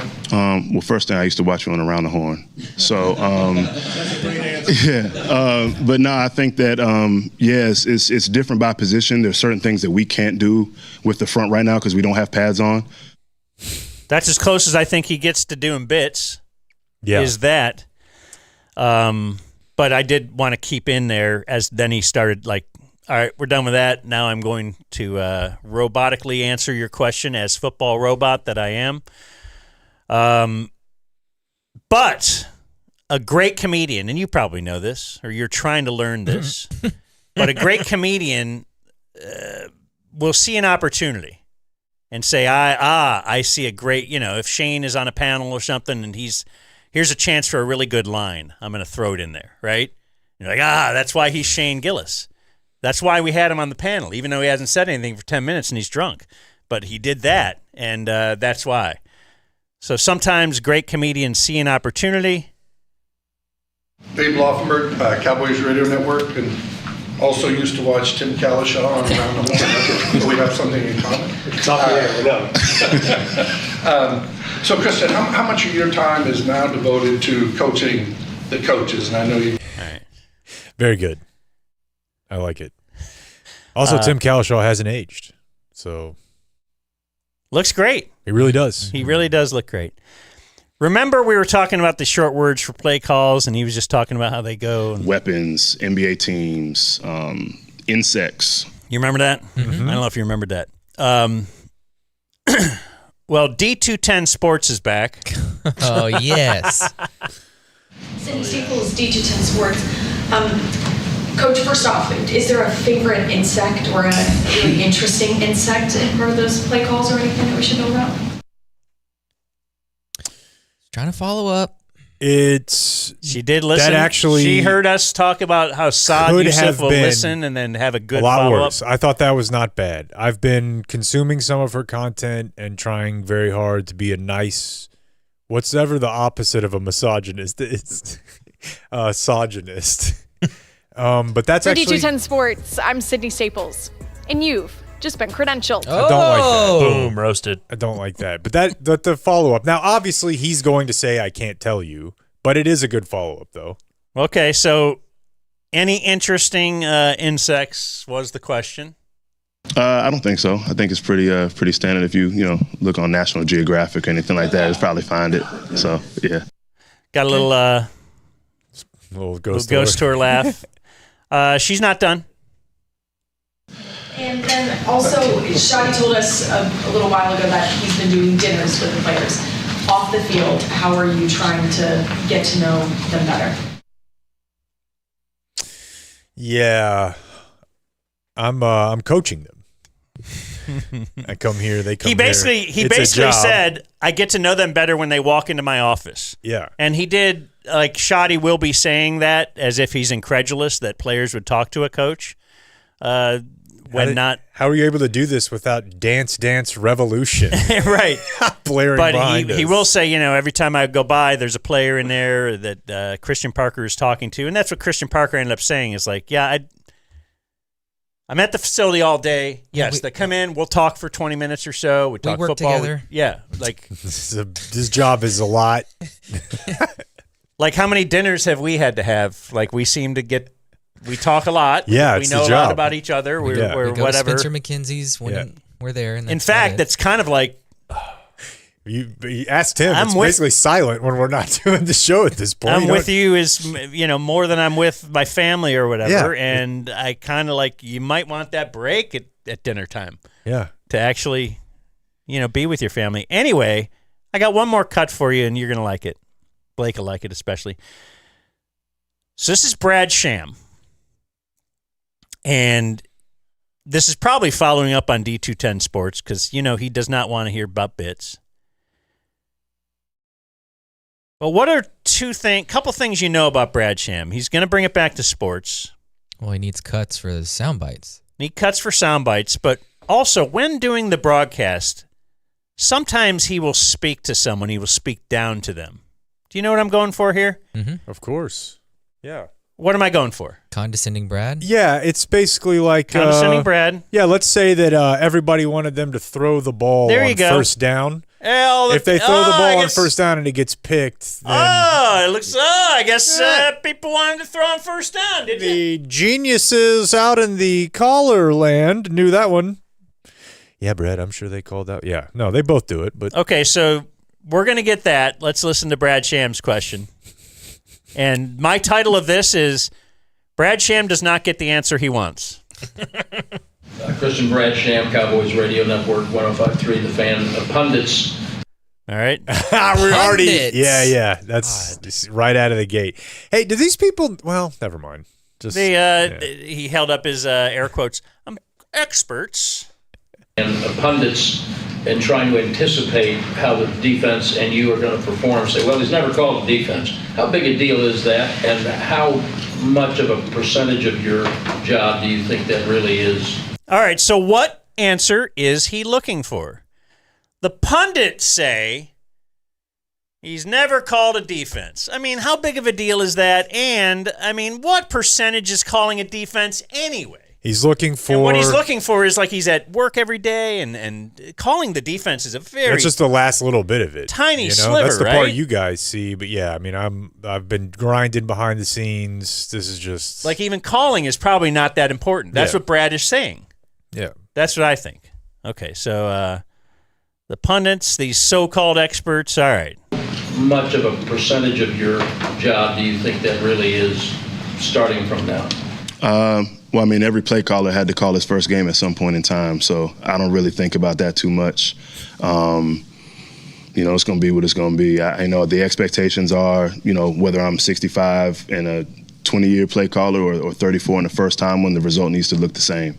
And so we take that serious. Loved hearing that. Loved it! So I don't really overthink that part of it.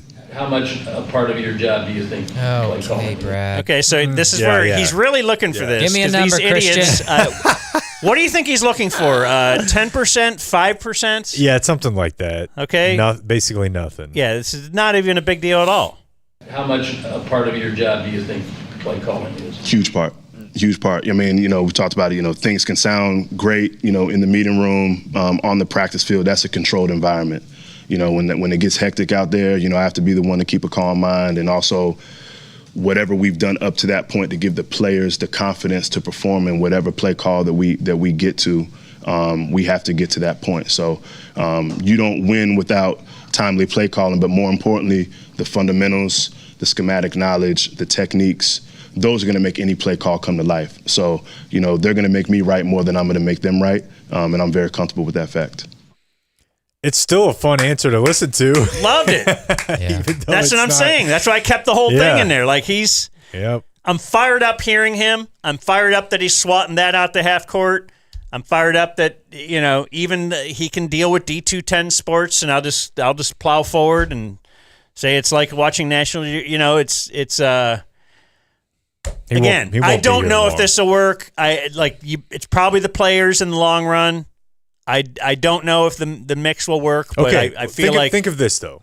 I'd rather have this guy than any guy they've had in here in some time. By a mile. The intrigue. Let's just try it. Let's see. And I'm not really like scheme guy like I used to be maybe, but I know enough still to know this is way different. The way that these teams do things, and that's why when we were talking like Cody Alexander, the guy who writes a lot about defense, the idea that like things can change after the ball is snapped, that's really only in the last like 15 to 20 years.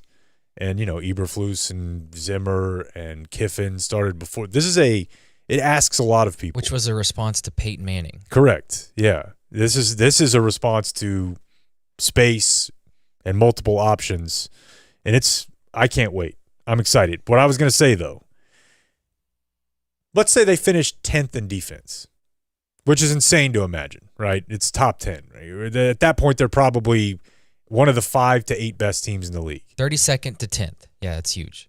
You don't think he's getting a head coaching interview? Oh, he absolutely is. It'll be 1 year. They might not even have to get to 10th. If they have a competitive, middle, people are like, wow. No, it's a great. He might be here 1 year. As crazy. And I'm not saying that'll be a good hire for whoever does it. But why don't we just move a little shoddy out of the big man chair? As soon as Dan said, I like this guy, I started to hear, right around December, if this is flaming out, it'll be, hey, there's a guy right here. And I won't be able to say you're wrong. About dinner, though. All right, let's take a break. The Dumb Zone.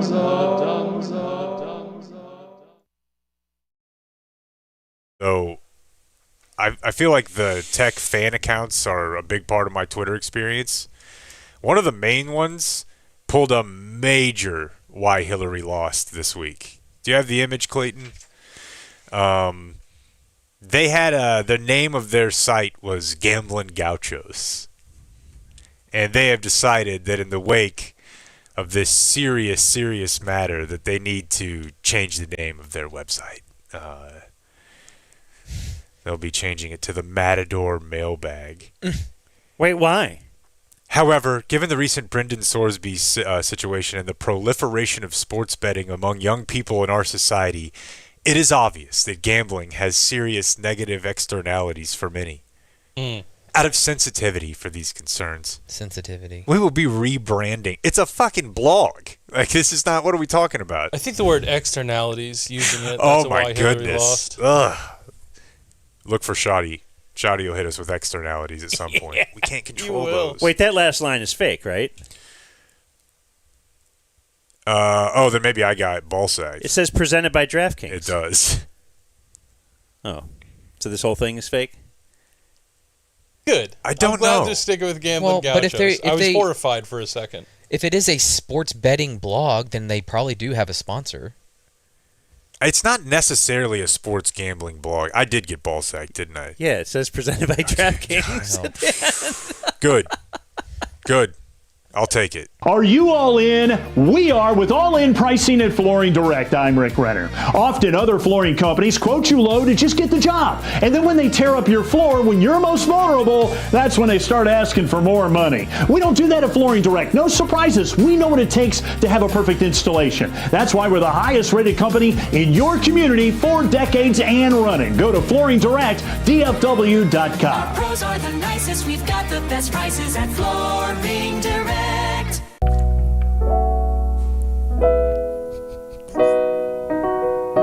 Quality Roofing, we've got drones.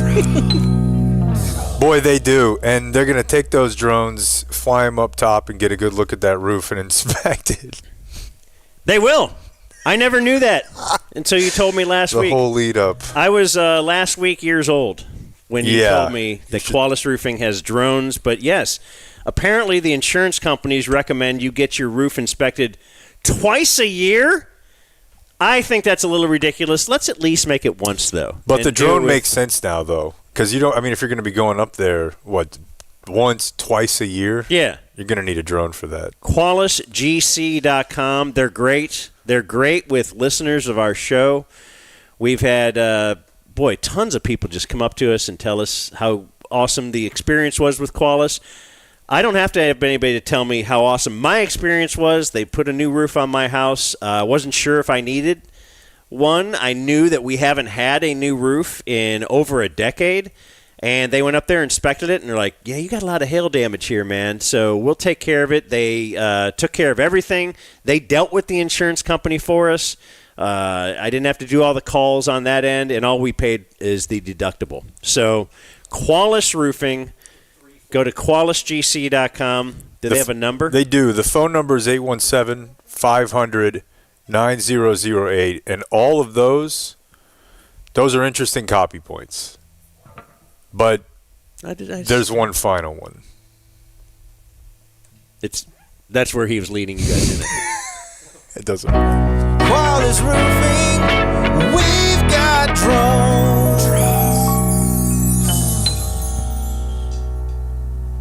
Magnificent.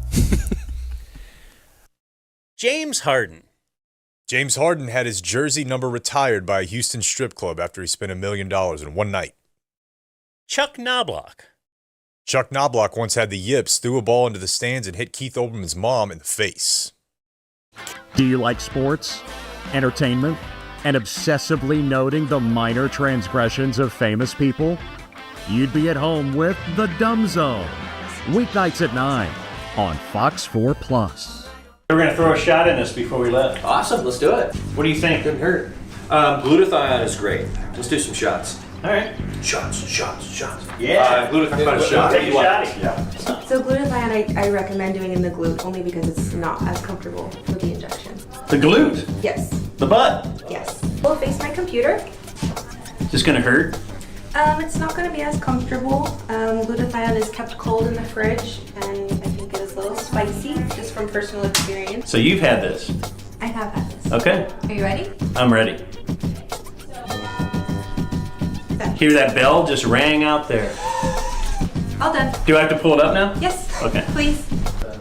I believe in the future, but not today. Okay, you ready? Yeah. Ooh. I'm so detoxed. Do you have any questions for me? Quick one. Do you smoke cigarettes? No. Okay. Rachel, by the way, is in studio here, and during the break, did the worst thing she could ever do, which was tell us how, you know what, I should have jumped in on that Trident spot you guys did before, because I just had him out to, like, what are you doing? That's not great. everybody's That's the best endorsement ever. Most why people y'all are are not, the professionals. Most people are not pros. Yeah, this is the first time I've ever talked into a mic. I know that's not true. So tell us about Trident real quick. Why did they come out to your place? So Jeremy came. So of course I listened to the Dumb Zone, and I sent him a text message and said, "Hey, I bought a house, and I would like y'all to come and try to fix. I think it's off the tracks. There's an issue." And they came out and actually quoted out a new door, and it was a lot less expensive than I thought it was going to be. I was like, "Oh, okay, that's incredible." I ended up with a really beautiful door, and it's insulated. So the custom garage that I'm putting in will actually be protected.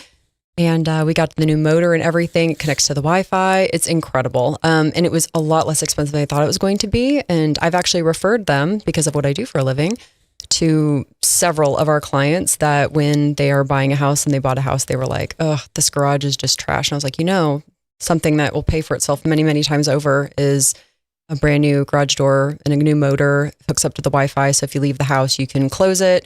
And I'm so glad that we did it. It's incredible. So that's my little piece there. So thank you, Trident. Y'all did an incredible job. Is somebody in there? Sir, can you hear me? Yeah, I hear you. Sir. I don't know if I'm okay. Can you get out for me? I'm hurting. Let me get my phone. I gotta call somebody. All right. Yeah, we're calling Elena. Before you call the insurance company, call Frankel first. Frankel and Frankel. Call 214 or 817 all threes.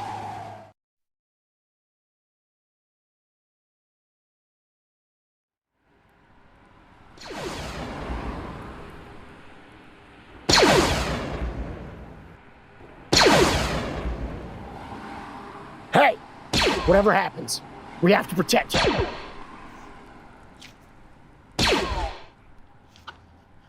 I'm out.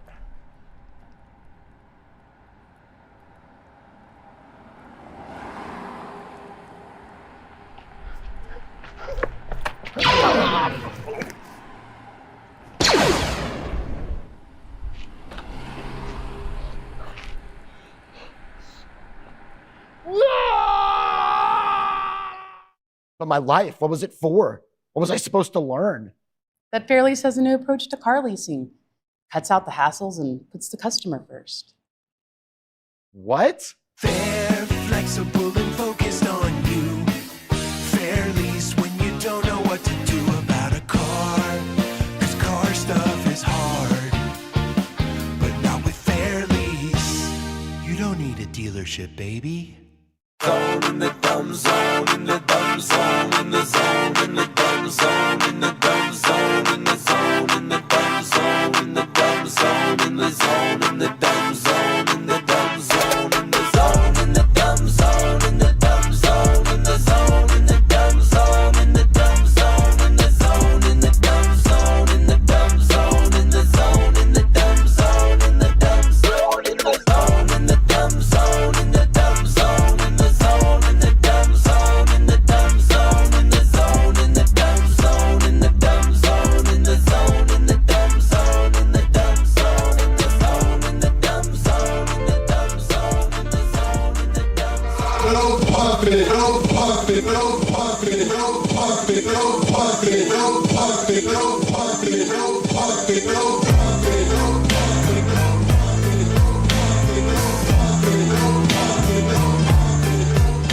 The dumb zone.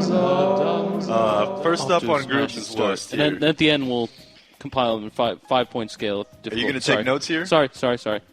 That would probably be a good idea. Would it? So on Groobs' list, Can't make me do his anything. big name, this is a name given to us by Sean Bass. It's noted leftist Barbara Streisand. Wow, no. Not using that word. I'm bleeping that out. And Dan put that down. Oh, I thought that was Sean's idea. No, Sean put down Meryl Streep. Oh, and then okay. as a So Dan did it response, as a Dan bit. put yeah. down. So I don't even think I have to tell you. And you're not beeping that. We can use that word. This is a podcast. This is the internet. This is the new paradigm.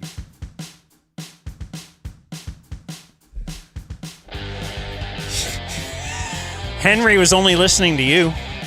Hey. Yeah. What's up, mother effers? Hey, folks, let's promote a couple things. One, are we doing the... MBR at Connie Rosso? No. The QBR. The QBR tomorrow? The quarterly business meeting? yeah. Did we send out a thing indicating that we were? I will. That means We people aren't going to be ready to we do could it. do it Wednesday. We could do it next week on vacation. I don't care. But it is kind of on you guys since you nuked the first one. We'll do it. Tomorrow or next Yeah, week? We'll do it tomorrow. Like, are people going to be prepared for that? Anyway, get on that's a the Zoom. quarterly business meeting. You know how we talk about Shoddy and CP being on like opposite ends of things? There's people, I'm probably on one end and Dan's on the other. So we always have, not everybody's packing their bag 2 weeks before vacation either. That's the thing. So it's I need to possible be that more prepared. people can find out about something tomorrow and still do it. Right. I'm okay. You know. I like to be prepared. Like, am I prepared? I like to get notes ready, and Sure. Really, that's a big thing. Work out the. So Friday, next week, we're taking the week off for shows. We'll put out some tent. We'll pitch some tents. But that's next week. So this Friday is the last show. For a couple weeks, it'll be a premiere live event or a premium live event. No one knows.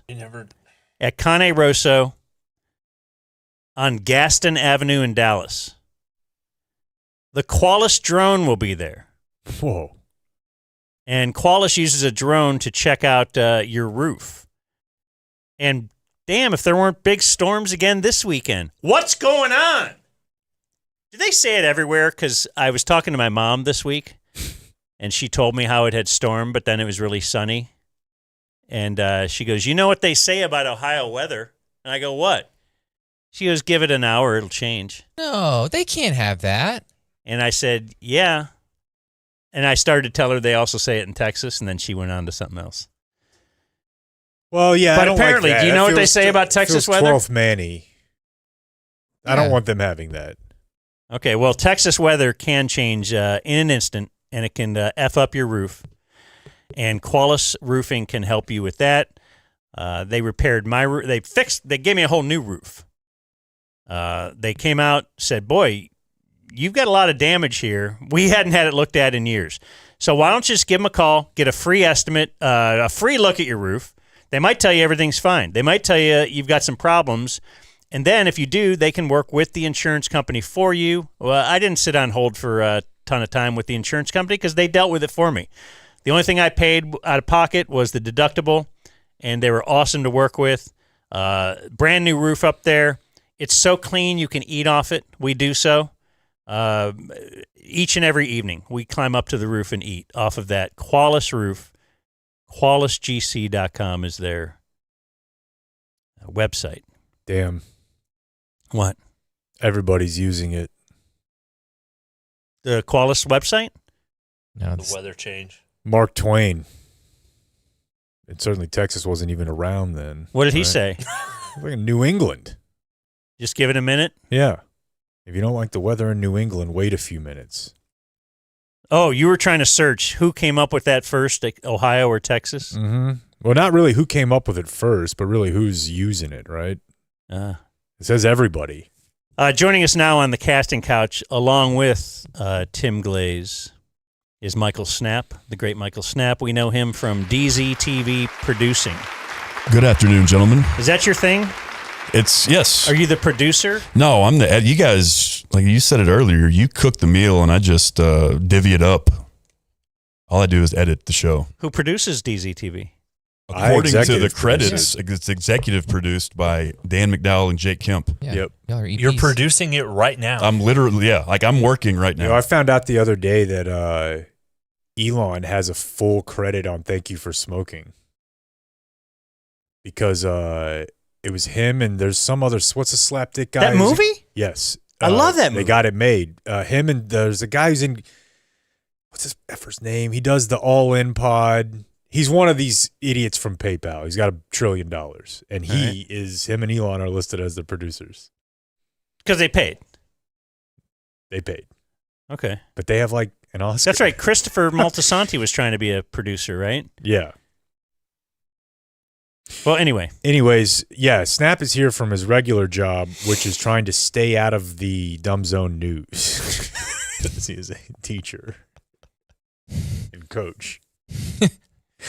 And I just hope they all go to work every day thinking, there's one place I don't want to be. That's a big part of it. Be it punishments, This is how I wanted to make my Dumb Zone debut, not in the news. That's right. For nefarious reasons. Oh, I have a couple of quick sports updates for you. One, Japan has a black goalie. Heck yeah. What? Which we were talking about the other day. The diaspora, as I attempt to say that correctly, is the World Cup of guys who weren't born in the laundry they're playing It's for. not diaspora? No. I've said Really? it wrong. People, I personally... Diaspora sounds good. I am positive that I've heard people on the BBC say it that way, but that is not how we say it. So I don't want to sound There like... are now words I say wrong because you said wrong first. There's probably a lot. Consortium being one of them. That is not me at all. That is him. The second that came up, I was like, I think this is consortium. But it doesn't matter. This sounds cooler. They have a black Japanese goalie, Zion Suzuki, which is the coolest name if you were going to be black and Japanese. So he was born on the soil. I'm gonna mess you up even further here, bud. He was born in New Jersey. Oh. But he is Japanese. And Japanese mom? Wait. Japanese mom, and his dad's from Ghana. But his last name is Suzuki. And usually that would be dad last name. I don't know if that is how it works the world over. Yeah. But also, he was, I believe, raised by his mom. Okay. Yeah. Zion Suzuki, born in New Jersey. Yeah. Does he have the accent? It's like, hey. It's like sound like dice. Come on. Like, look, he dives and makes a save. Yeah. Yeah. So that's fun. Like he's smoking in that That little could be water Japan period. too. Do they do a lot of smoking in Japan? Yeah.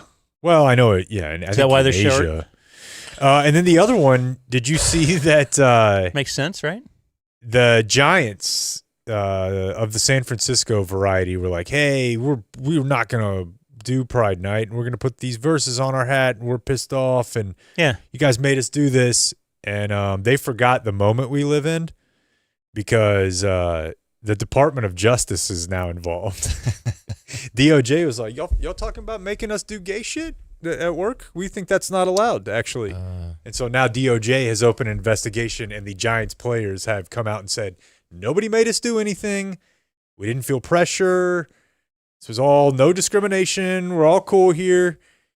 Yeah, that's what happens. You get the Fed lawyers involved, and now everybody's like, it wasn't a big deal. Sorry. This is a different DOJ, bro. If you start going to the media being like, they were making me wear gay stuff, they will investigate them. Well, okay. Just for Did no other they reason say than that it's to a the pain media? in the ass. I don't remember that they said that to the media. I do remember that they put the Bible verses on, but I don't remember that. I don't know that they even did say that, but the point is that you've got a trigger-happy Department of Justice for this sort of thing. A Department of Justice who looks at Twitter to get their information, like we do. Yeah. And so they get it skewed a little bit. I don't plan on issuing any subpoenas, though. You know? What if you just did? But anyways, they sent a letter to the Fed sent a letter to Rob Manfred and to you're going to have the EOC, like the employment people in there now. You don't want that. Keep it in Yeah, house. but obviously it was stupid I guess they just wanted to get a headline too. The DOJ, right? They knew this wasn't anything. Because one of the guys didn't even wear the Pride hat. Like, I guess 3 of the guys put a Bible verse on the Pride hat. And one of the guys just wore the regular hat. So clearly it was an optional. You could just wear the regular hat if you wanted to. So that's obviously telling you that this was not mandatory. Nobody pressured, because if they would have pressured him to wear the regular hat or the gay hat, it's a rainbow hat. It's not really a gay hat. The hat did not have little sex with other hats of the same brand. Can I tell y'all that this topic was on fire Friday night at a wedding in Johnson County that I attended? That about 20 straight minutes. I bet. Of and how not 20 gay minutes. No, the straightest you can be. And a lot of folks really fired up. And you don't know much about Johnson County, this super right wing. A lot of folks, great. Yeah, a lot of folks super proud of the Rangers for not doing a Pride Night. That's in this audience. Speaking of not living on Twitter, maybe that's on Twitter too. I don't know, but I think that the Ranger fan is probably pretty fired up that they're the only one without a Pride Night for sure. On average, fired up, happy. Yeah. Oh yeah. Like that's our thing. Yeah. No, we bought the integration. Right. My statue. wife had sent me a story which amused me, and it was about the Rangers, and the Rangers' stance was, we don't do political things. Mm-hmm. We stay out of that game. That's why. But by not having one. What is political? Yeah. Anyway, do we do news now? Sure. Brought to us by Lucy. Ooh. Did you bring any Lucy today? You know what? I'm going to tell you why I didn't. Because I gave the stash I had to Chappie because, as is, I think, pretty clear in the disclaimer, it is an addictive product, and he is now hooked because he's moved on from the other forms of nicotine in his life, and now he's a Lucy guy. I love it, man. He's a fan. It just feels cleaner to me. It is. Because I, as you know, have been a chew guy for many, many years, but throwing in a couple Lucy to me. Nice long-lasting flavor. They don't tear your mouth up. That's a deal. 20% off your first order when you buy online at lucy.co/dumbzone. The promo code is dumbzone. They've got a store locator on their website. You can get Lucy in the store. You just got to know where to get it, and then they pull a little book. The thing turns around, and you can grab the good stuff from back there. Lucy.co/dumbzone. The secret. Is there you want to play the tag? Is there like a fine print tag?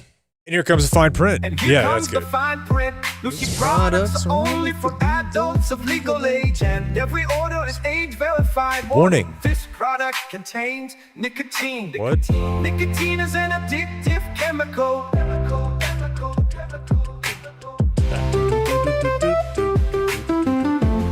Here's Jake with the Dumb Zone News. Time to drop trowel and hog out. I love thinking about every time I hear a little AI song like that, just the village in Ghana that I that I dried up. Oh, using AI to that's what happens? Yeah, I think so. The data center? Okay, speaking of data,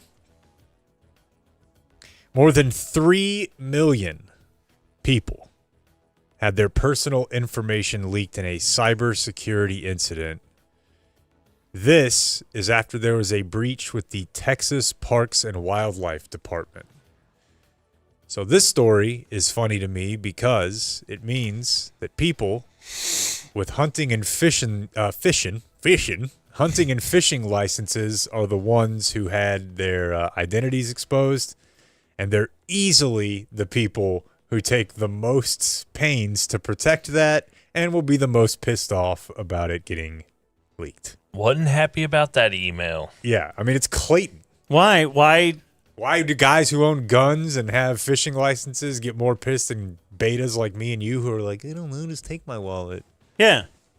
These are people who generally are like, I'm going to live off the grid, but they got to log my info to make me get a hunting or fishing license. And then the wildlife department got hacked. Social security numbers, dates of birth, financial information, credit card details. So you're affected by this? I don't like it. Anyways, yeah. It's not fun. They're offering like free credit monitoring for anyone affected. Does that make you feel better, Clayton? No. It is. It's seriously. You have to give your social security number to get a hunting license? I think this is just probably purchase data as well. But I don't know. In any case, you can't imagine a funnier or a group would be more upset than this. It's the people that have bug out shelters. Like and if you, MREs. Do you change your password every time the Google thing pops up and is like, your password was detected in a whatever leak? I don't. Yeah, like I don't. It happens all the time. I did change it the first 10 times. Then it's like, all right, whatever. If my Target card got, I don't know. Go for it. What are they going to find out? This is a what would you do out of Austin. The guy killed last week during a robbery. So there were two guys. One of them was a mechanic. And they were actually, I guess, at this auto shop. And gunman approaches and tries to rob one of the guys, says Mechanico. And, that's him. So this guy's a mechanic, so he's like, okay, he's talking to me. He gives the guy they just say he complied. Like, he gave the guy what he asked for. Gave him his items, gave him his merchandise. The suspect then turned his attention to the guy he was with. Now it's time to rob you. At which point, this guy thought it was turbo time and ended up dead. He had tried to wrestle the handgun away from the suspect as the robbery turned to his friend. Okay, so it doesn't work like on TV? No, I'm just going to do it now that I'm done with you, disarm you. No, right. The guy's like, boom, boom, idiot. Yeah. You guys see, I let you live because you gave me the shit. Now I'm doing that to him. Why don't you stay over there? Now, on one hand, really what that guy did was great because he'll get this guy now in a murder. He's definitely going away for a long, long time. Certainly. And you're going away forever. Yeah. That's the negative. I just feel so bad for his family, It's really more his wife that I feel bad for because she has to still live in this world knowing that he's not alive. But the second guy got to keep his stuff. Yeah, there is that. I'm team give him your stuff. Now, oh my gosh. For a while I did get really into I'd be like, hold on. I can go to the bank, What would you If like? he was done with me, I'd be like, I know Barry Switzer. Yeah, I could probably get you a trophy. I have a wife. Do you want her? Yeah. I don't even have to watch. Here's But don't take. here's my key. Girl. Here's my car, my house key. You want my Google Yeah. password? Yeah, I sleep right here. You have to be up. Take this one to school. I forgot what I was going to say. Let's go to the next story. So did the guy get arrested? Yeah, the guy's arrested. No, I was just going to say I used The to watch shooting this guy? show, I Survived.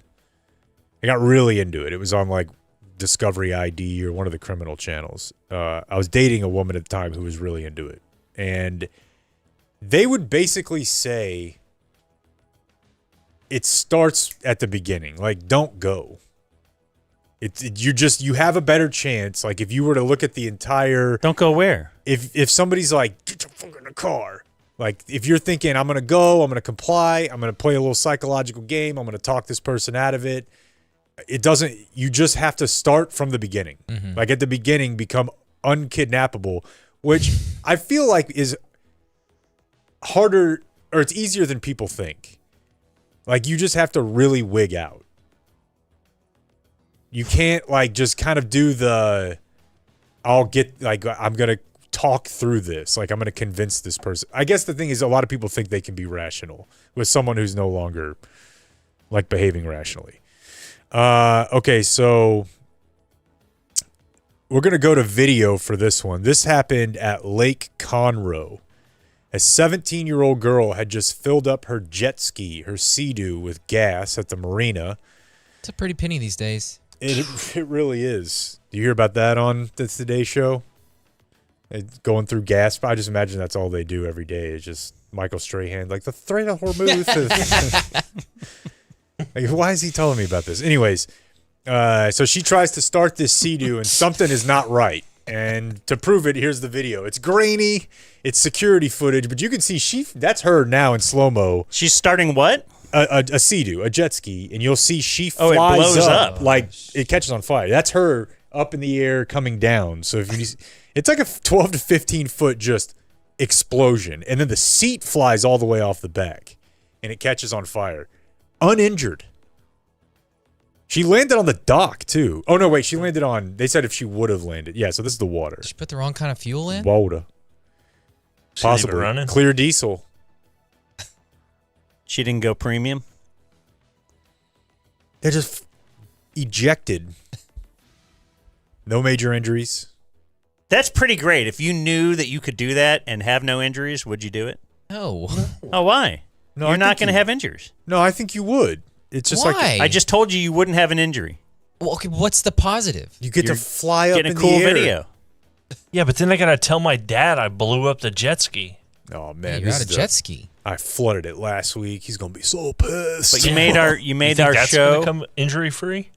39 drones were seized over the last 2 weeks for violating flight restrictions over World Cup events in North Texas. They violated drone law. They did. 39 feels like a lot. We got an email about that too. Maybe I should have been ready for this story. Somebody was incensed that TC didn't know about the FAA's warnings about restricted airspace. Like, apparently it's... You think drone guys get incensed with each other? Oh my God. Almost as much as gun people. There's a lot of drone guys out in Grapevine at that near your soccer fields. Or I don't know which soccer fields you play on. The ones more by your rental house. Yeah. There's like a drone. That used to be for... What was it for, like fake helicopters or fake planes or something? It's always for some kind of hobbyists. A little hobby airfield? It was a hobby airfield, but now it's for drones. But 20 years ago, it was still out there, but it was for... I don't know. Are there fake little airplanes? Little tiny Wright Brothers type planes? Seems like drones must have completely subsumed that market, right? Yeah. There used to be other... I can't remember what they would do over there. Maybe people would do kites. And then not that far away from there in Katy, you guys might have seen this. I should have grabbed the video. 76-year-old woman is sitting in her house, and here comes a Tesla being operated in automated driver assistance mode.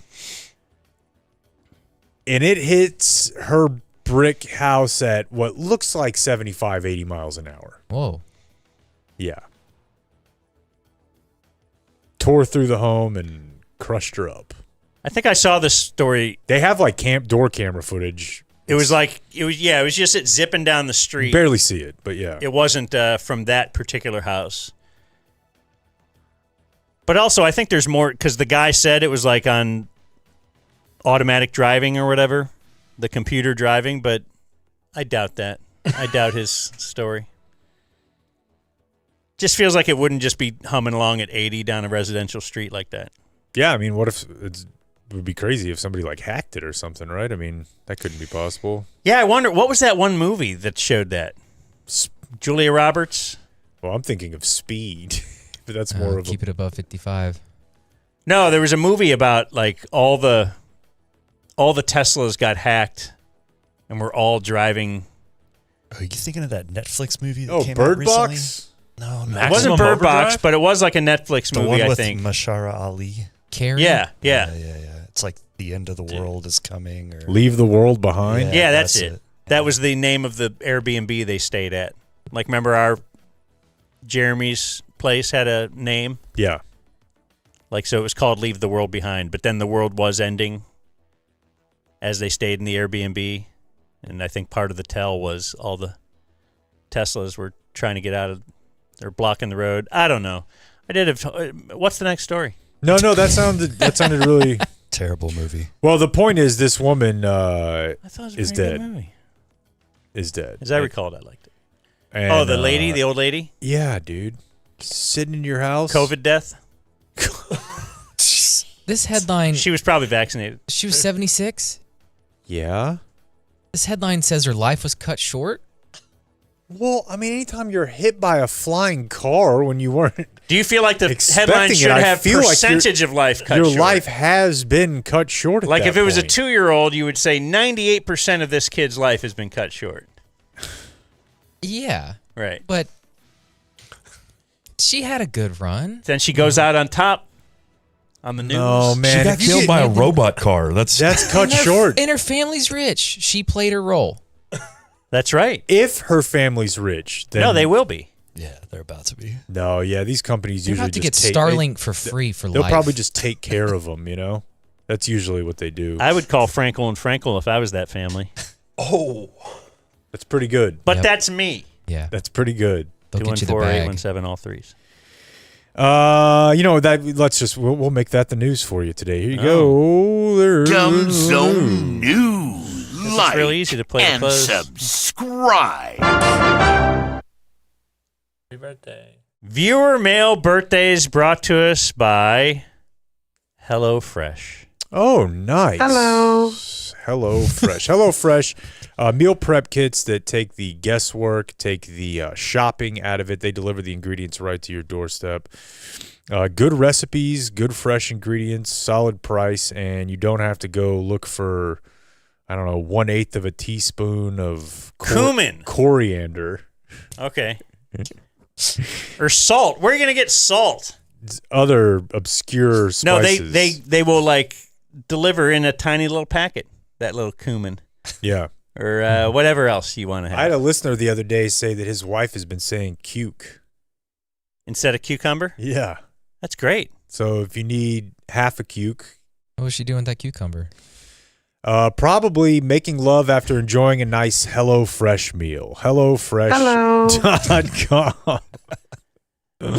Yeah, what's the code and all that? DumbZone 10FM. That is HelloFresh.com/DumbZone 10FM. Get you 10 free meals and a free breakfast for life. 1 per box with active sub. Free meals applied as discount on first box. New subs only varies by plan. That's HelloFresh.com, DumbZone 10FM. Happy birthday. Thank you. Let's see here. We have a couple of viewer mail birthdays on this particular day. Monday, June 22nd. Dear Dominator of the Downstairs Dungeon. Dungeon? Dungeon. God, I said it wrong. Sorry, Jesse. I'm writing to wish myself a happy Klay Thompson on the Mavs birthday. No homo. I most likely will not be woken up in that special way since I'm married. Mm-hmm. I really enjoyed our visit with Retro.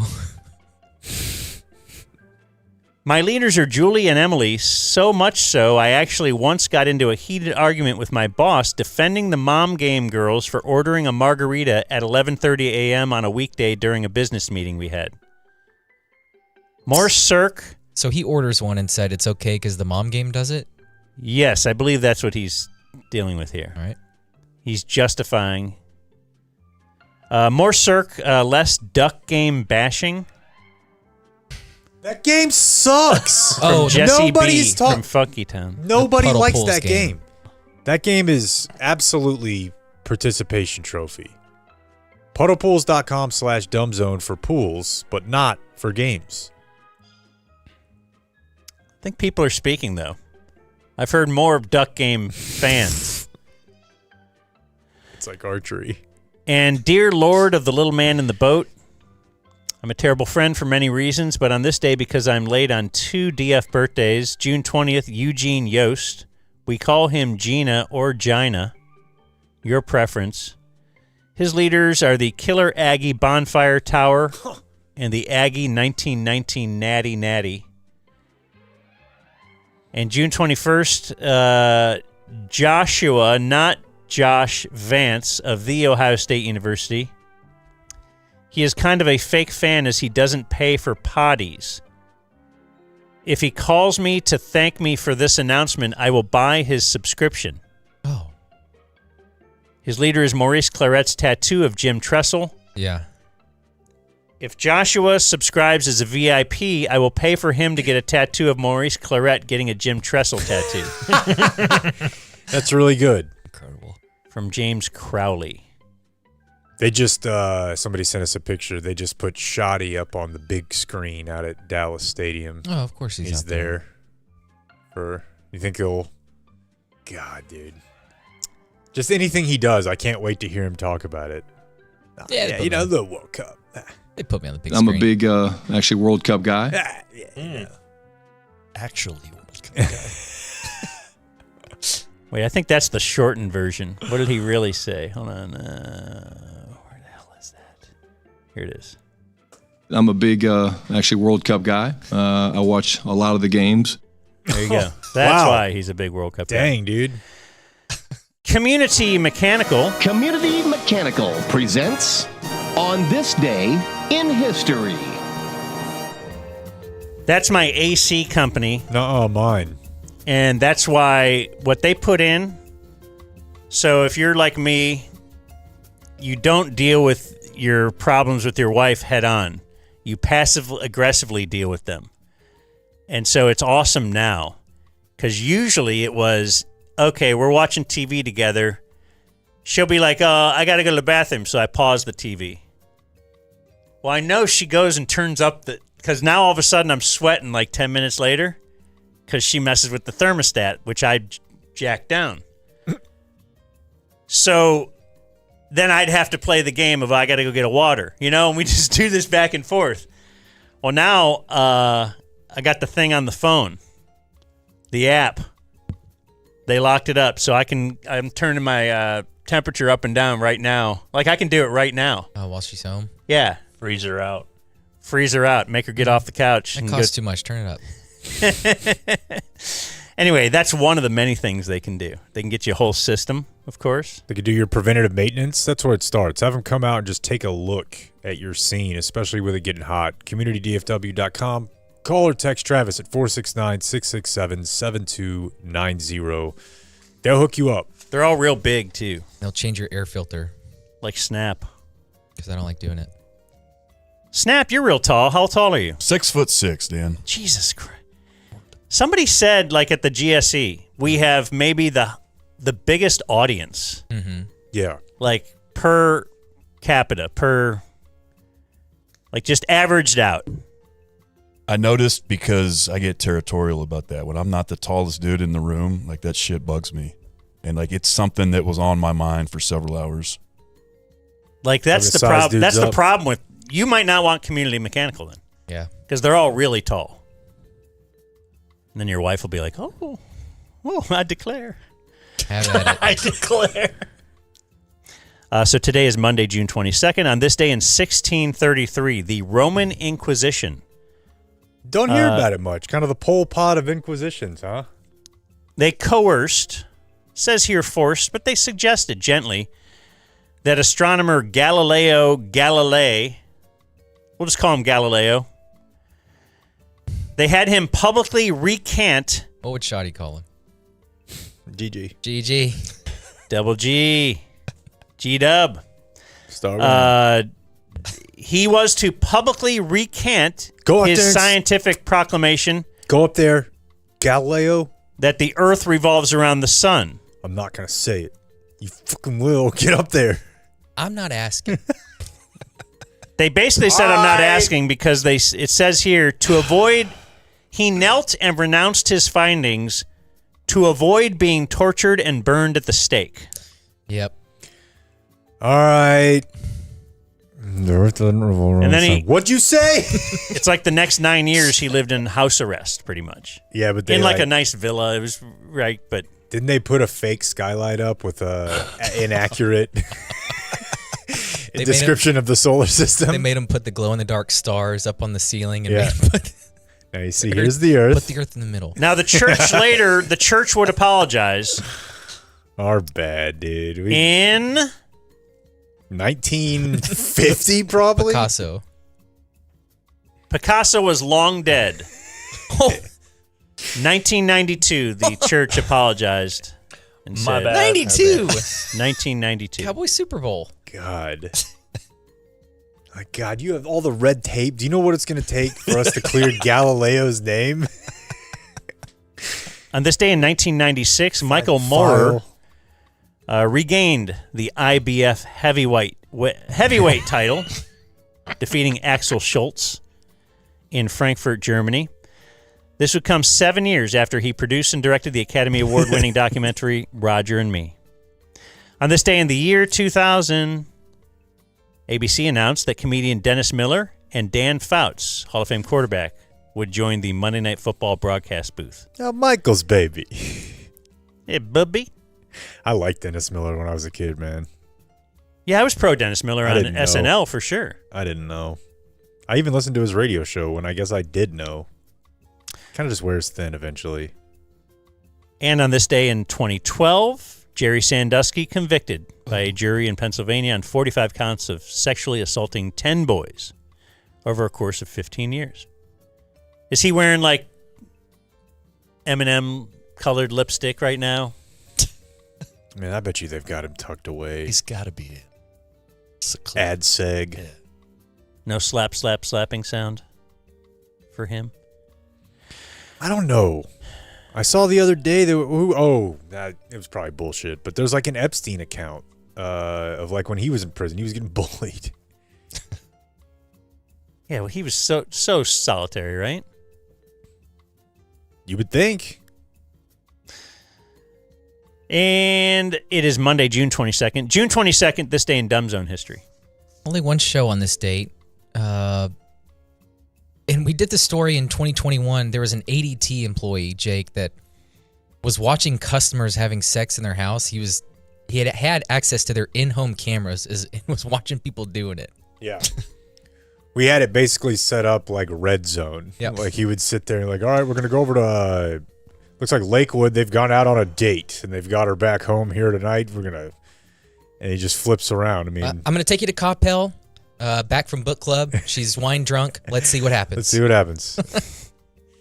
And then you played a Fast and Furious montage, which I don't know if you found it, but here's some of the segment. But I think a new Fast and Furious movie was coming out. Yeah. And maybe you were detailing how The Rock and Vin Diesel, had to win fights equally or something?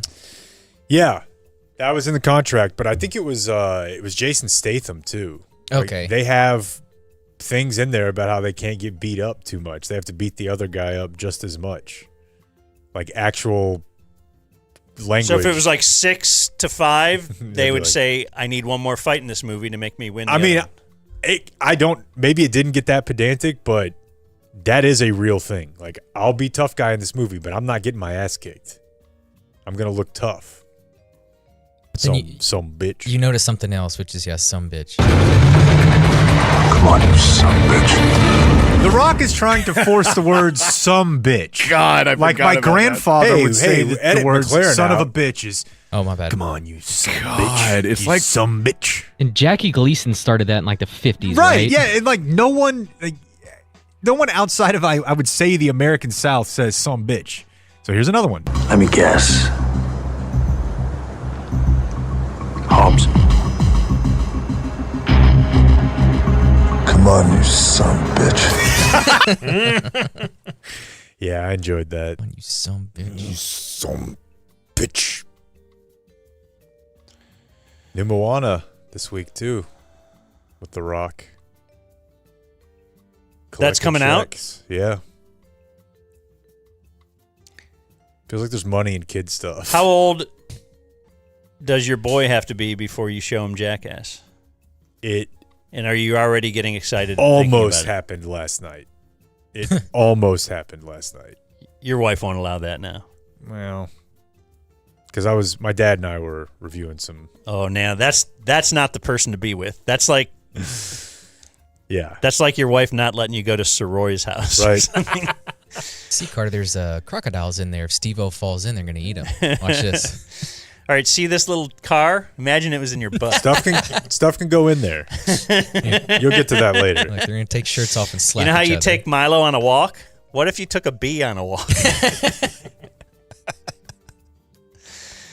Yeah, you can see how boys love that. Other birthdays today, we have Ian Kinsler, 44. One time posed a very funny question to then intern TC Fleming. When Ian Kinsler was in studio and TC's, at the time, girlfriend had just left him for a woman. Oh. And she told him, "I'm a lesbian now."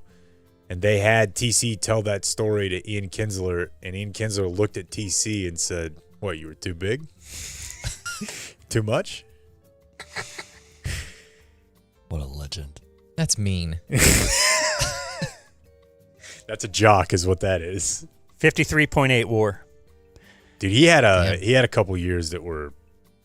He might have been the first guy I remember fighting with people about he's actually good. And I felt like I was advanced because I knew that. Like he was You knew good. that he was good? Yes. He was putting up stupid like advanced stats. And people are like, but he fucking pops up and then he gets mad about Why it. are you saying people? It was Ty Walker. No, the Ranger fans turned on Kinsler big Boy, time. I didn't. Well, you're a ball knower. And a guy who slams his bat because he's trying to hit a home run every time and knows exactly what that is. Yeah. Kellen Mond is 27.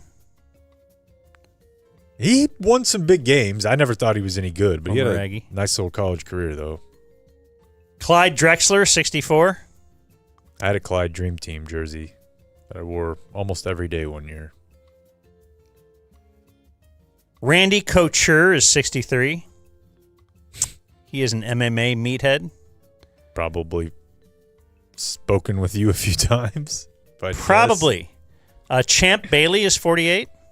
He had 99 speed in Madden. One of the best athletes, maybe of my lifetime. I was going to say ever. Involved in a major trade, too, right? Yeah.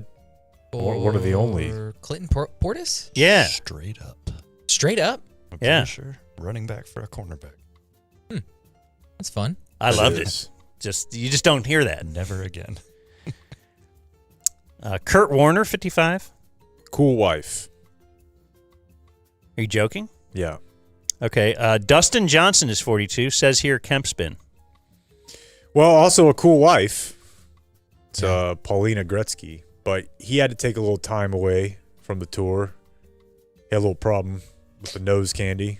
But he was also like nailing a bunch of other players' wives on tour, they say. And he has Wayne Gretzky's daughter? Now, yeah. Think the cocaine had anything to do with that? No, it's typically leads to pretty measured, reasonable decisions. Todd Rundgren is 78. Singer. Mike. Hello, it's me. Oh, here's explaining the break. Meryl Streep is 77. The only thing I regret is calling her a leftist. I didn't know what that word meant back then. So like 25-year-old Jake just thought, if I ever have a big-time podcast one day, I'm going to say that word all the time. Now he's over here trying not to curse. I'm trying. Yeah, Seabass put Meryl Streep on the guest booking league. I mean, what are we doing? So that was my response, was to put Barbara Streisand on mine. Oh, so I'm homo. It feels like just trying to be like, look, I know things that people think are high art. I remember the argument with him. He's like, what? You're upset with just one of the greatest actresses of our generation? It's like, what? Can we play that tomorrow? Lindsay Wagner, that's an actress, is 77. She was the Bionic Woman. What's your question for Meryl Streep? Go ahead. I mean, boy, remember... What's it like? Like, what if we actually did book her? I couldn't tell you who she walked in right now. Oh, okay. I know who this is. Yeah, I got nothing, man. I got it. How about the name Meryl? That doesn't seem like a lady name. Her name is Mary. Meryl Hodge? Oh, Mary Louise. That's cool. So she goes by Meryl Hodge. Meryl. That's right. Meryl Reese. Okay, those don't seem like ladies. Cyndi Lauper is 73. You know, girls. Novelist Dan Brown is 62. Wrote the Da Vinci Code. I think I thought that was like the real Bible for a while. I got super into that. Aaron Brockovich is 66. Dirty Water. This news hound has learned. Big in the up top game. Just found this out this morning. Yeah, the real one? Aaron Brockovich. Yeah, the real Aaron Brockovich. I might go so far as to tell you that, in this reporter's opinion, the real Aaron Brockovich, considerably more attractive than Julia Roberts. Julia Roberts so much? Who will be starring in her next film, Planet of the Apes 4. Oh, I thought it was Muppets Go to Space, the remake, where she's playing Animal, the drummer. Right up there with you. Yeah, it's not a fan. Not a fan. Mary Lynn Ricecub is 55. MLK. She was on Mr. Show. Oh, yeah, she's funny. In 24. And Gail the Snail on Always Sunny. Oh, love her. Carson Daly is 53. Actress Amy Brenneman is 62. You know her very well. If you look at her, you're like, oh, yeah, she was in everything. The Leftovers, NYPD Blue, Judging Amy, and then, of course, Heat. That's right. She was in Heat. Who was she in Heat? She's the girlfriend, but I can't remember the name. What's her name? The one you're supposed to walk out on? Yeah. Edie? Heat 2 coming? Edie. Yeah, but it's being like filmed? A prequel. Oh, that's not cool? It is. It's just, sometimes it's like a 4-hour movie. Like, I don't know that. You got to be careful. Just don't let it change what you think of the original, I guess. She stuck with Thom through all of that, too. That's what I'm saying about Jackass. Amy Brenneman. Remember the good times. It's not that hard to come up with another angle on get hit in the dick. Like, that's so much easier to run back than trying to write an entire, it's different. It'll be sad if you walk in here. Boy. Admitting defeat to Blake. That you shouldn't have gone to see the new. Oh, bite your tongue. Just saying, man. I absolutely would not go to see the new Point Break. Of course, it wasn't the same actors. If Keanu was back, I'm going to see it. 20 years later. The boys are there. It's everyone but I Bam. did go to see Dumb and Dumberer, and it was one of the worst decisions I've ever made. Yep. Never saw it. Very bad. Dumb Zone birthday of the day, Portia Doubleday is 38. That's Angela in Mr. Robot. Excellent. Born on this day, now dead, Davey O'Brien. Jake. Yeah. Still not the award I vote for. Oh, which is the one you vote for? I swear to God, I thought this was the one. Davey O'Brien is Fort Worth guy, right? Mm-hmm. And you, the award ceremony is held at the Fort Worth Club. yeah, No. and they would have you over there. No. Now, As Tarrant admittedly, it is SMU.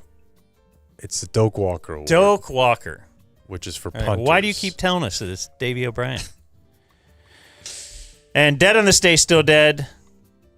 I'll give you George Carlin. He's not from Excellent. Fort Worth, right? His wife is from Fort Worth. Oh, for real? Yeah. I didn't know that. Vinnie Paul. Damn, dude. I mean, yeah, I think you kind of know because you like hit it at the time. Like you were really you got in right at the peak. But I mean, I don't know. I was How young, big but Pantera it felt was? to me like they were the biggest band in the world at the time. Like with the Stars thing happening, it felt. And then what about the legendary thing where it's like St. Louis? They're the song down. there. They're down. They're losing the game or something. Yes, they didn't have the song. This is 1999. They needed the Pantera Dallas Stars theme song, and they would play it in between periods during games to fire them up, and then they'd go out to it. Well, I don't know how you would do this. You're on a cup run. You had been in the playoffs, like they got a little closer every year. Now it's 1990. It feels like this could be the year, and someone forgot the CD. Like, can you imagine the stretch of that time forgetting the CD? Oh my God! And so yeah, they flew it up. They like sent a private jet or some crazy thing. Yeah. But they flew the CD from Dallas during the game, landed, rushed it to the arena, got through security, handed it to him like in the locker room during was it between period breaks or maybe it was a break before overtime or something, and they got all fired up and they went out and won. Yeah. Incredible. What a great story. Incredible. And I mean, there was the strip club. The clubhouse was famous when I was in high school. They took the cup there. They took the cup to their house and dented it because they threw it off the roof into the pool. That was good times. How much do you think, not Sevy, Ludwig? Luddy drank that night? Well, I just Googled Vinnie Paul Dallas Stars, and it's a picture of him and Luddy is like the first thing that comes up with a beer. Look at this. Like I think Craig Ludwig right now could probably drink more than anyone. Immediately. Also, dead on this day, still dead, Tony Siragusa. And what's going on right now, guys? Joseph P. Dot. He is well known for being the marketing genius behind the Chia Pet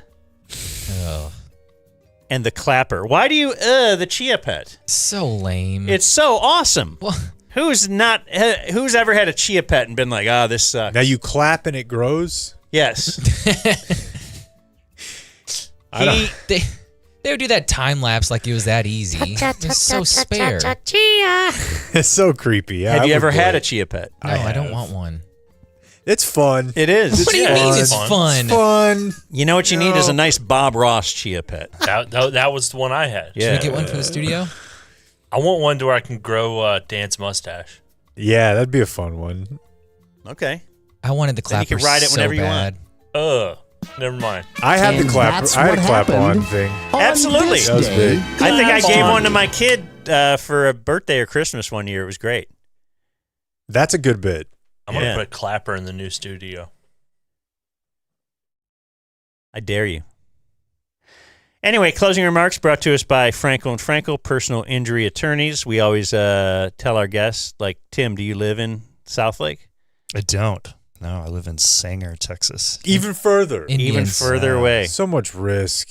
So much traffic. How can you live there with a high school mascot name like that? What are they, the Indians? Mm-hmm. Totally. I'm an Indian fan. But I'm also a fan of the Frankels. And Justice. 214, and then dial all threes. Personal injury attorneys. If indeed you get in an auto accident, if you have a personal injury, just give them a call. Talk through it with them. Maybe they'll be like, this is blah, blah, blah. But look, you're going to talk to a partner. You're going to talk to somebody who's fought for the little guy all their lives or all their professional lives. I don't know what he was doing when he was 12, but I know what he's doing now, and that is helping you out. Frankel and Frankel, 214-817, then dial all threes. So, yeah, we have Tim Glaze here. He is from Southlake Style now. He used to be from, what was it, the something Courier, Plano? Plano Star Courier, the Star Local Media. There you go. Thanks, guys. Didn't even remember. So why are you here today? What are we doing? Well, I wrote a story about Dan because he's a Southlake resident about 15, 16 months ago. And it was more, looking at him in his garage or high atop the garage doing his podcast thing, post the ticket. And if I'm being 100% honest, I just wanted another excuse to come hang out with you guys. But I figured that I could do a follow-up feature maybe on where's the dumb zone now? Where it all went wrong. This is our big break. Well, and you're getting a new studio after this, right? See, my stories just write themselves. So, okay. Got to come hang out with you guys, and it was a blast, per usual. Is this the magazine that I was once on the cover of? You were. So this is technically your third time being featured. Dude, they're going to give you a robe. We're really going to the well a lot. Is this the article that I said I didn't like kids? Yeah, this was the one where you said, I don't like kids except for mine. It was like the family edition or something. I don't know. Put you on the cover. Right. That's right. Of Southlake Style. Tell them make sure that they get your quote about how Mother's Day is only for your mom. That's right. My wife is a big fan of that. They love that. I don't give my wife Mother's Day presents. No. I give my mom Mother's Day presents. My wife is not my mom. You've been very strong on that for a while, too. Well, and why not every mom? Right. Where does it stop? Hey, look, this aunt just had a baby. Oh, wait, your sister is a mom, too. I guess I have to now go do something for her. There's a kitten. Where's the mom? Like, how about that way you only have to text one person on Mother's Day? Now, Father's Day could be more. You guys are really going to hate this specifically, but my wife wished me we don't have kids, but she did wish me a happy Father's Day for being a dog dad. Oh, man. I'm glad you said that out loud. Millennial. I'll be honest. Fur baby. I enjoyed hearing that. It's good. I saved that for you guys. Yeah. Now, did she do it with some kind of an attitude because you did not do that? Or are you going to tell on yourself that you got her a card and you did all this shit on real Mother's Day? I did nothing on Mother's Day. Okay, no flowers? No, I didn't even thank her for being a dog mom. Yeah, skipped. As you shouldn't. The Rangers are using an opener tonight, Dan. The Padres did it to him yesterday. For who? Rocker. Hey, Jake, guess who the opener is? Tyler Alexander, right? Guess where Tyler Alexander went to high school? Lovejoy. Southlake Carroll High School. Oh, I feel like I should have known that. Or maybe you should have. Did he do all four there? They all move around now, feels like. Yes. The transfer No, his mom just happened to get a job yeah. in the lunchroom. Yeah, they're doing it tonight. They're just going to run someone else out for an inning. The Rangers have a guy that was on Southlake? That's right. Graduated from Carroll. And then, the Padres yesterday ran a guy out there for the first inning. He threw like 10 pitches. That was it. I guess this is something we're investigating as a sport. Well, the opener's not a new deal. But they would usually have him throw for like 3 innings. Right, get through the order once type thing. And then the rest of the game would almost be like a bullpen game where here's more like the dude last night, he was out there for another 4 or 5 innings. What was the point of that then? Same sort of deal, I guess. They've done it with him before, with Giolito before. And he's just not good in the first inning? I guess so. That's what they said. To me, if your starter's going to throw 5 or 6 and he faces the bottom half of the order twice as opposed to the top of the order twice, getting better value there, I would think. They had a weird game Friday. DeGrom gave up 6 in the first, and they just left him in the game. Oh, we don't. Or maybe it was 5, but they were like, all right, figure it out, and he left him in for 7 innings. I don't pay you to sit on the bench. Throw pitches. Certainly veteran versus. Sure. Yeah. Anything to promote then, Tim, or just Southlake Style Magazine? Keep your eye out. For sure, southlakestyle.com, Southlake Style Magazine. Also, not related, but if anyone out there hasn't yet watched Widow's Bay on Apple TV. I'm starting to hear about that. Dan, I'm not like maybe one of the best shows I've ever seen. It's hilarious and also really creepy. It's awesome. I gotta write it down. Yeah, Widow's Bay. It's got Michael Reese from The Americans. Oh, dude, no. Stephen Root, and it's written by one of the guys who wrote for Parks and Rec, but it's a scary show. A comedy horror. I cannot recommend it enough. So it's like Parks and Rec, but good. That's not nice. I like that. I really liked Parks and Rec. But yeah, watch it. That's what I'm promoting. I guess I watched Parks and Rec right with while I was watching 30 Rock, and I realized what really made that two-man news team run over the years certainly was not Amy Poehler. Well, you like the Parks and Rec prequel, right? The Office. Is that what that is? It is kind of a ripoff. It's the exact same thing. Yeah. Hold on, let me just sit down and we'll pretend it's a documentary. Anything to promote for you, Snap? Michael Snap? DZTV, guys, Monday through Friday in DFW, Fox 4 Plus in Austin, 11 p.m., Fox 7. Sunday nights here in the Metroplex on Fox 4, 11:30, and anytime, anywhere on the Fox local app. Why doesn't he do the promos? You should do the promos. We don't know when it's on. We had to read a script for everything you just said. Several times. Adios, mofo. We gotta go before this becomes a zoo. See you guys for drinks later. Thank you for watching my video. Subscribe and type for my name if you want to watch more of my videos.